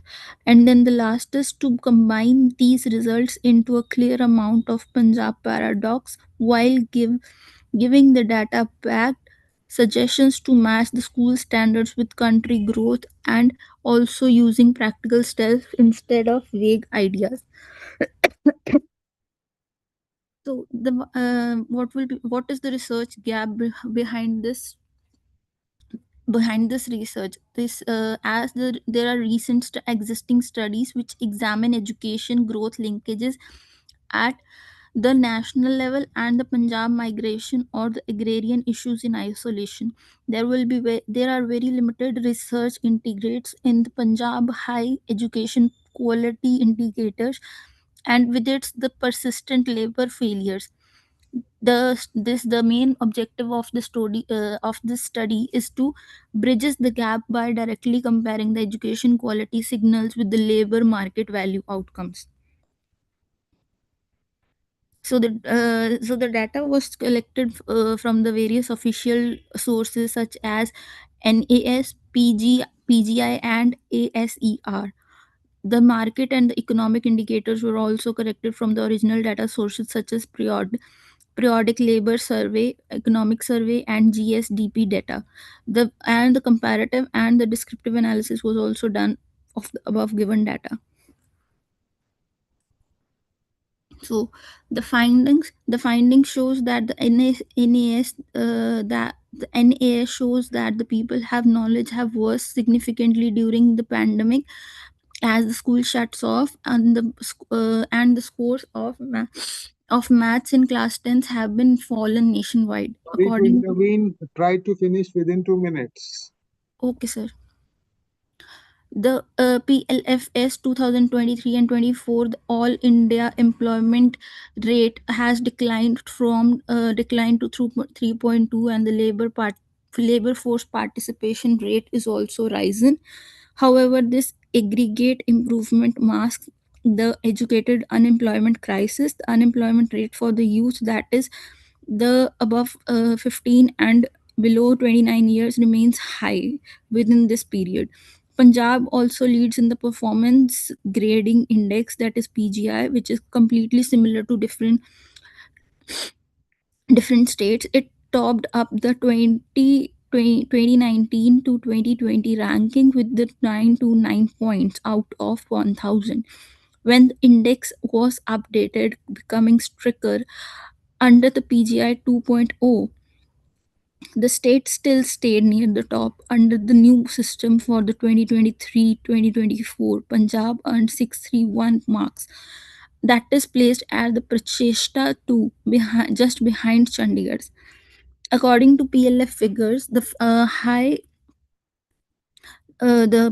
higher education level in Punjab correlate directly with the greater unemployment. In return, it suggests that the Punjab economy also integrate the skilled worker into the available roles.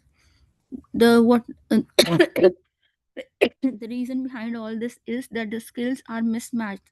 The skills they are already given are very mismatched, and which is not up to the mark. The students should be given should have the knowledge with the skills they actually need, like such as soft skills, digital fluency, technical expertise, the skills that will be useful for them in the longer side. The students also don't have the industrial capacity, as the Punjab is marking as becoming the IT services manufacturer of the IT services. and in that case, the Punjab needs the educated people for the same thing, but that is also a lag behind it, and it is also one of the finding of my research. And the last but not the least is the migration distortion. As we all know that Punjab is highly reoriented itself towards facilitating the migration, that is the IELTS centers are focusing on leaving and decentralization the local economic participation, turning the human capital and the formation into the export commodity than the domestic asset. So what will be the recommendation as per my research? The recommendation is that we have to re-engineering the policy, the quality metrics, and then we need to give the industrial education symbiosis. We have to give them the knowledge regarding the industries. We also have to give them the education which is related to their vocational courses. And moreover, we have to stop the migration thing among the people in Punjab. Last but not the least, we should also have to focus on the female labor force participation, as per the awareness is coming these days. Awareness is over and over coming, but it is not fully aware also. Thank you. Thanks a lot. Now it's time for question answer. Over to Rana sir. Thank you for a comprehensive study about Punjab. Could you also make a comparative analysis with some other states or any benchmarking of any other developed state in terms of education? Sir, not yet, but I will consider this thing for the future things. Fine. Thank you so much. Thanks. Thank you, sir. Thanks a lot. Our next presenter is Miss Komal Rathi, Research Scholar, Department of Commerce and Business Administration, CMP Degree College, University of Allahabad, Prayagraj, UP. Her topic is how subcomponents of global gender gap between report shape India's gender equality, an empirical study. Over to Ms. Komal Rathi. Hello, sir. Am I audible? Yeah, you are audible. And so my screen is presented or not? Visible. Okay, sir. Hello, sir. This is Komal Rathi, and I'm a research scholar from the Department of Commerce, University of Allahabad. And my topic is how subcomponent of global gender gap report shape India's gender equality, an empirical study. My abstract is about the purpose of this study is to examine the sub-indices of global gender gap, which are the 4 sub-indices: economic participation and opportunity, educational attainment, health and survival, and political empowerment, which I have taken from 2006 to 2025. The methodology I have used here, which is econometric framework. For this econometric framework, I have used the normality test as a methodology: normality test, stationarity test, multiple regression, and correlation matrix Kusum test. The originality shows here that it is a long-term empirical, which shows the study from 2006 to 2025. Findings of this study result shows that all these sub-indices are make the global gender gap report, or they are empirical in a sub-way. The practical implication of this research is that the policymakers can use this research because it is based on the gender gap report. As an introduction, here we are using the global gender gap. It is introduced by World Economic Forum. It has started in 2006, which has the 4 key dimensions like economic participation and opportunity, educational attainment, health and survival, and political empowerment. It has the composite complete parity of denote 1, which denotes like 1, means GCI score, that is a 1, GGR score, that is 1, and we give marks from the 1 to every country. There are many literature reviews I have used here, which focus on many different areas like gender differences, workplace, regional disparity, and other things like employment, gender equality, institutional factors, which talk about institutional factors, dimensions, and also talk about the global contributor in gender gap. So the research gap I have used here, from the previous literature review, I have analyzed that many research have focused on specific dimension of global gender gap report, but a few have talked about the overall impact or casual linkage of the context, like a particular country like India.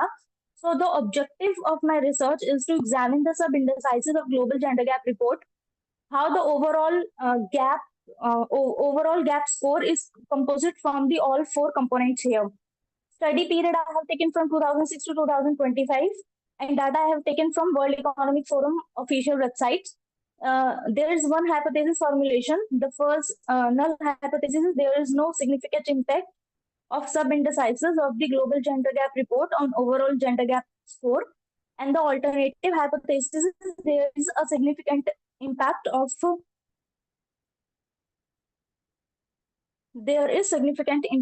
sub-indices of global gender gap report on overall gender gap score.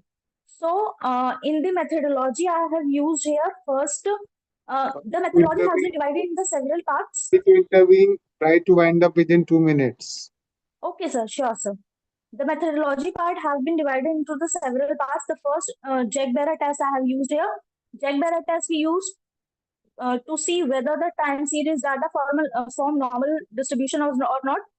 So Jagg-Barrett test has two parts, skewness and kurtosis. We have included here. Second, we use unit root test. The equation has been given here. We use unit root test to see the stationarity or not for further analysis. The third, after confirming the stationarity test, we use multiple regression test here. So I have used here ordinary least square method. The equation is given here. Fourth, the Durbin-Watson test, and last, the Kusum test I have used here. In the data analysis for the descriptive statistics, the table has been given here. So from all the parameters, only the global gender gap report and the log of EPAO satisfy the normality assumptions. In the unit root test, the finding shows that these are stationarity because the probability of the first difference from both the test, ADF and PP test, shows the less than 5%. So the data is stationary here. So we can go for the further analysis. The third, multiple regression test shows that we have R squared near to 1. It means it's a very good data, and all the factors are aligned. The Durbin-Watson test, it is 41%. So the value of Durbin-Watson test indicate the positive possible autocorrelation, and R squared shows the suggested excellent model fit. So the model is fit excellent for here for the further research. The multicollinearity, here we see the VIF tolerance.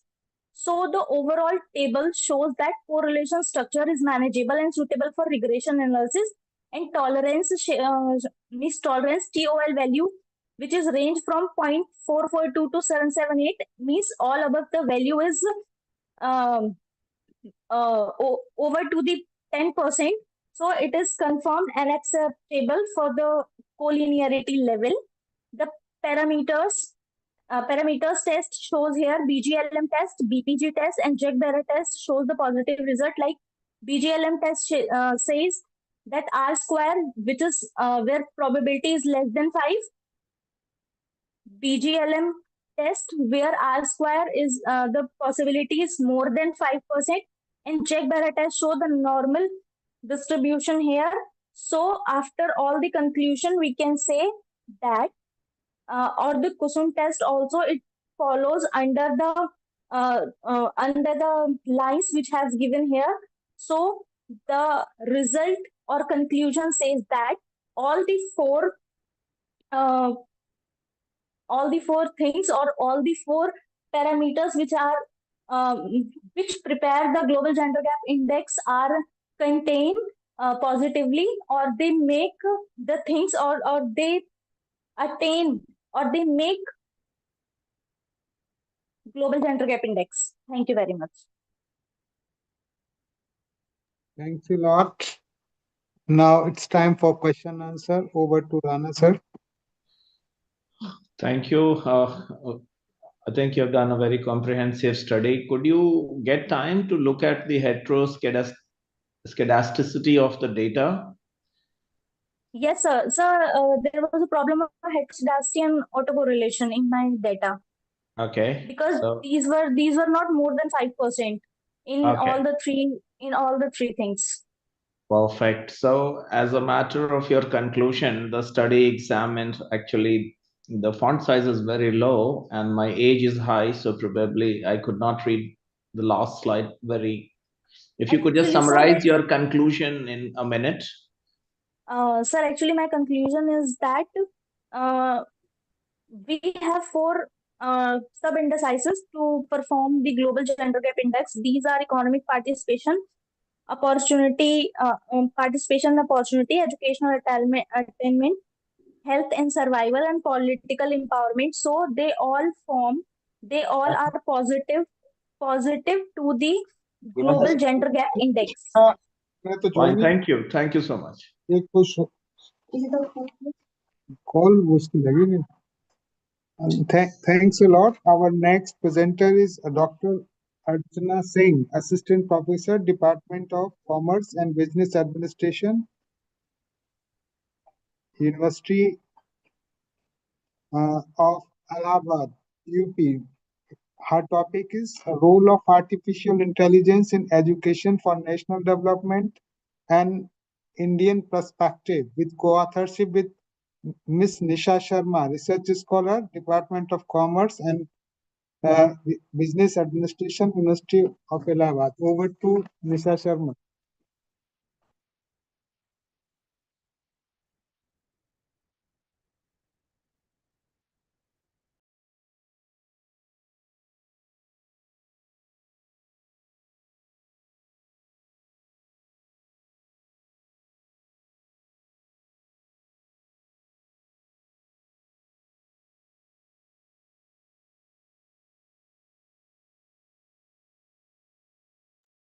I think she's not there. Next, our presenter is Mr. Sundar Mahalingam. You were there? Okay. Kindly. You are there, Mr. Sundaram? Yes, I am available. I'm audible? Yes. Sorry. Are you hear me? Yes, Mr. I am Sundar? available. I am yeah. You are audible. Our next presenter is Mr. Sundar, Research Scholar, Department of Management, National Institute of Technical Teachers Training, Research, Chennai. His topic is Strengthening Project Governance on Sustainability of Indian MSMEs, Evidences from Practice and Secondary Data, in co-authorship with Mr. S. Saktival Murugan, Professor, Department of Electronics and Communication Engineering, National Institute of Technical Teachers Training and Research, Chennai. Over to Mr. Sundar Mahalingam. Yeah. I'm audible. You are audible. Audible. Yeah, you are audible. No, my screen is visible. Yeah, it is visible. Okay, I'm starting this section. Strengthening the project governance for sustainability in Indian MSc, evidence from practice and secondary data. I am Sundar, Research Scholar in Department of Management, National Editor, and my guide is Saktivel Murugan. Before going to that, this is my introduction. I am Sundar. I'm worked in IBM, ABB, and Kindle, and Project Management Institute, and external examiner for visiting faculty. Just I'm not taking more time on this one. Okay, and my presentation will go through the following step. I'll start with what are the challenged cases and what is the learning points and content, and then finally we come with that, what is the recommendation, and we'll start with the governance framework also on that. Okay. For example, I start with a negative or challenged case. Most of the MSCs, I'm taking two examples here. Tool room project scheduling in a medium manufacturing MSME. What is the issue? repeated delays and frequent rescheduling of a customer job. Why it is happening? Multiple projects shared the same machine, but no single owner and had authority to prioritize the work. Decisions were made informally and changed day by day, leading to machine conflicts and ideal time. So this is a problem issue, not only a tool room, it is faced to all the manufacturing industries. I take only one of the examples based on my experience on that. What is the lesson we can? Without clear project ownership and decision rights, operational capacity does not translate into reliable delivery. Governance gap, not technical limits, don't disruption. This is the case number one. And similarly, in any manufacturing industry, if we go for inventory and WP control in an assembly line, what will happen? Issues what you are facing is that rising work in progress and unpredictable completion timelines. Most of the case, I put the highlights of the point. It is a reactive. They are all the manager what they are doing. They are reactive to the whatever happening on that. Delays become visible. So this is the lesson learned on that.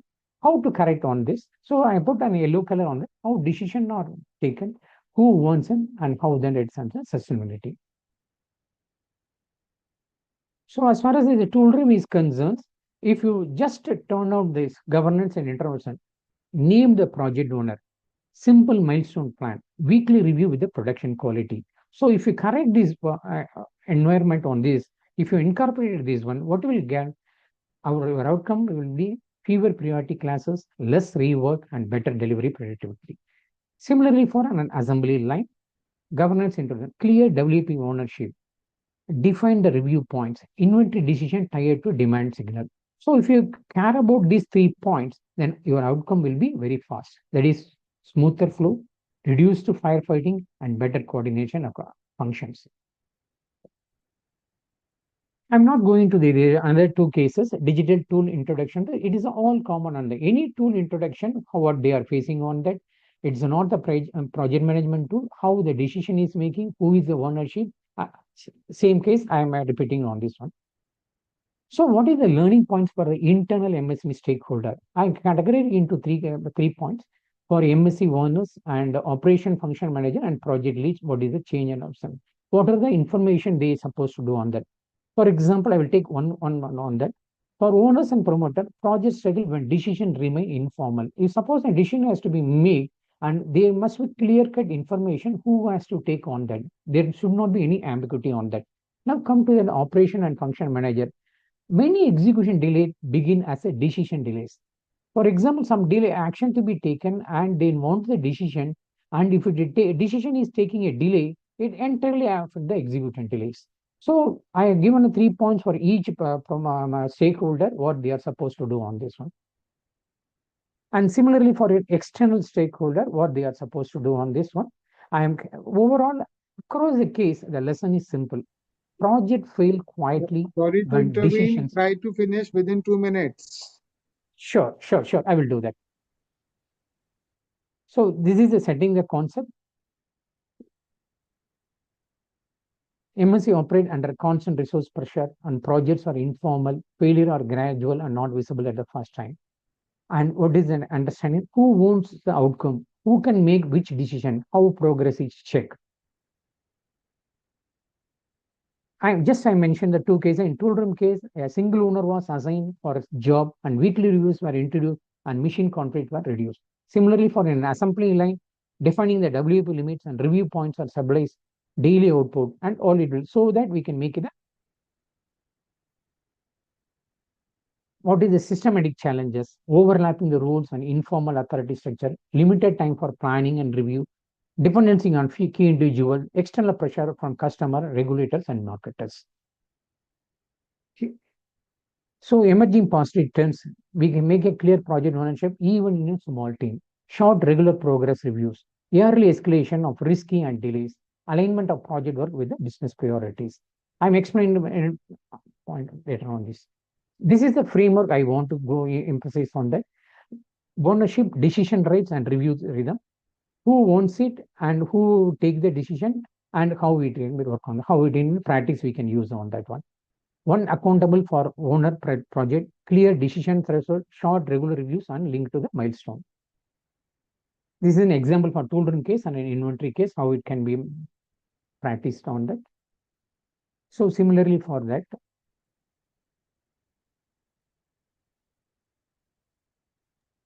so my one clear ownership, defined decision, and simple reviews can make real difference even in the small firms. Thank you. Time for question answer. Over to Rana, sir. Yes, please. I'm sure you have gone through the MSME sector closely. Could you come across a scheme called RAMP, Raising and Accelerating MSME Performance and its Impact?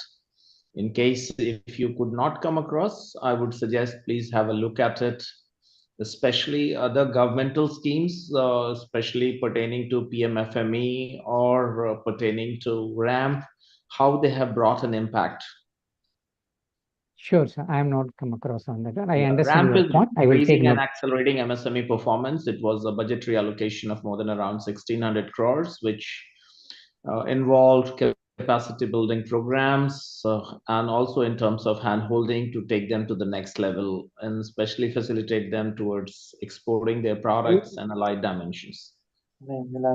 Sure, so I note and I Yeah, it's a noted RAMP, your points. RAMP. It's a very ambitious program of MSME. It means there were 1,600 crores allocated to almost 10 states, including Bihar, which got around 135 crores for strengthening the MSME performance. And in fact, I was instrumental in getting that 135 crores for the state government of Bihar. I was the one who wrote the systematic investment plan for raising and accelerating MSME performance. So this means your area is good. Probably, I think you can be slightly more elaborate about the various developmental schemes of MSME Ministry and how it has brought the impact at the ground level.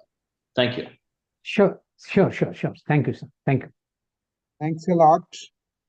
Our next presenter is Miss Ishita Kashyap, Assistant Professor, DSPSR.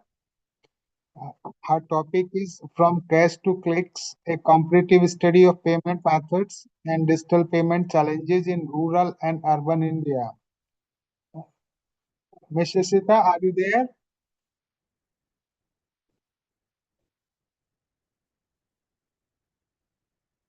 Shubham पाल की ID से किसने join किया है? Am I audible?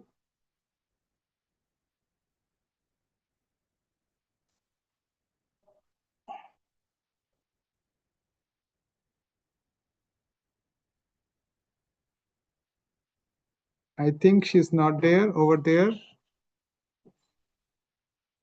Anyone is left? Presenter?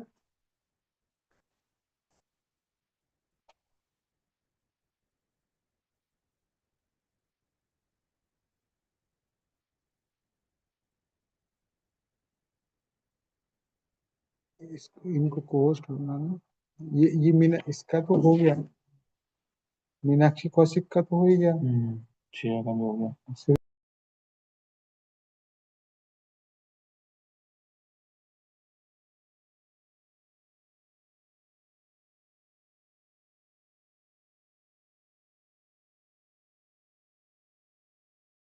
co-host. Is it anyone left presenter? The name of Shubham Pal? I think no one is there. Thanks a lot, all the presenters and Professor Rana Singh. Thank you so much. Welcome, sir. Sir, could you please send the evaluation sheet at the rate at ic.dsps ic@dspsr.in? Shall I close the session, sir? Yeah, but I was not given the evaluation sheet at the beginning. I have already sent the evaluation, mailed the evaluation sheet to you, sir. Okay, fine enough. Just a moment. I have already. Just a moment. Fine enough. Thank you. Okay. Can I have a copy of those presentations so that it'll be easier for me? And sir, I have already sent the papers. Perfect. Thank you. I'll send it to you. Thank you. Okay, sir. Thanks a lot. Thanks. Good day. Thanks everyone for joining us. Thank you. Thank you so much. Log out. I think no one is left. So we should left. No. Thank you.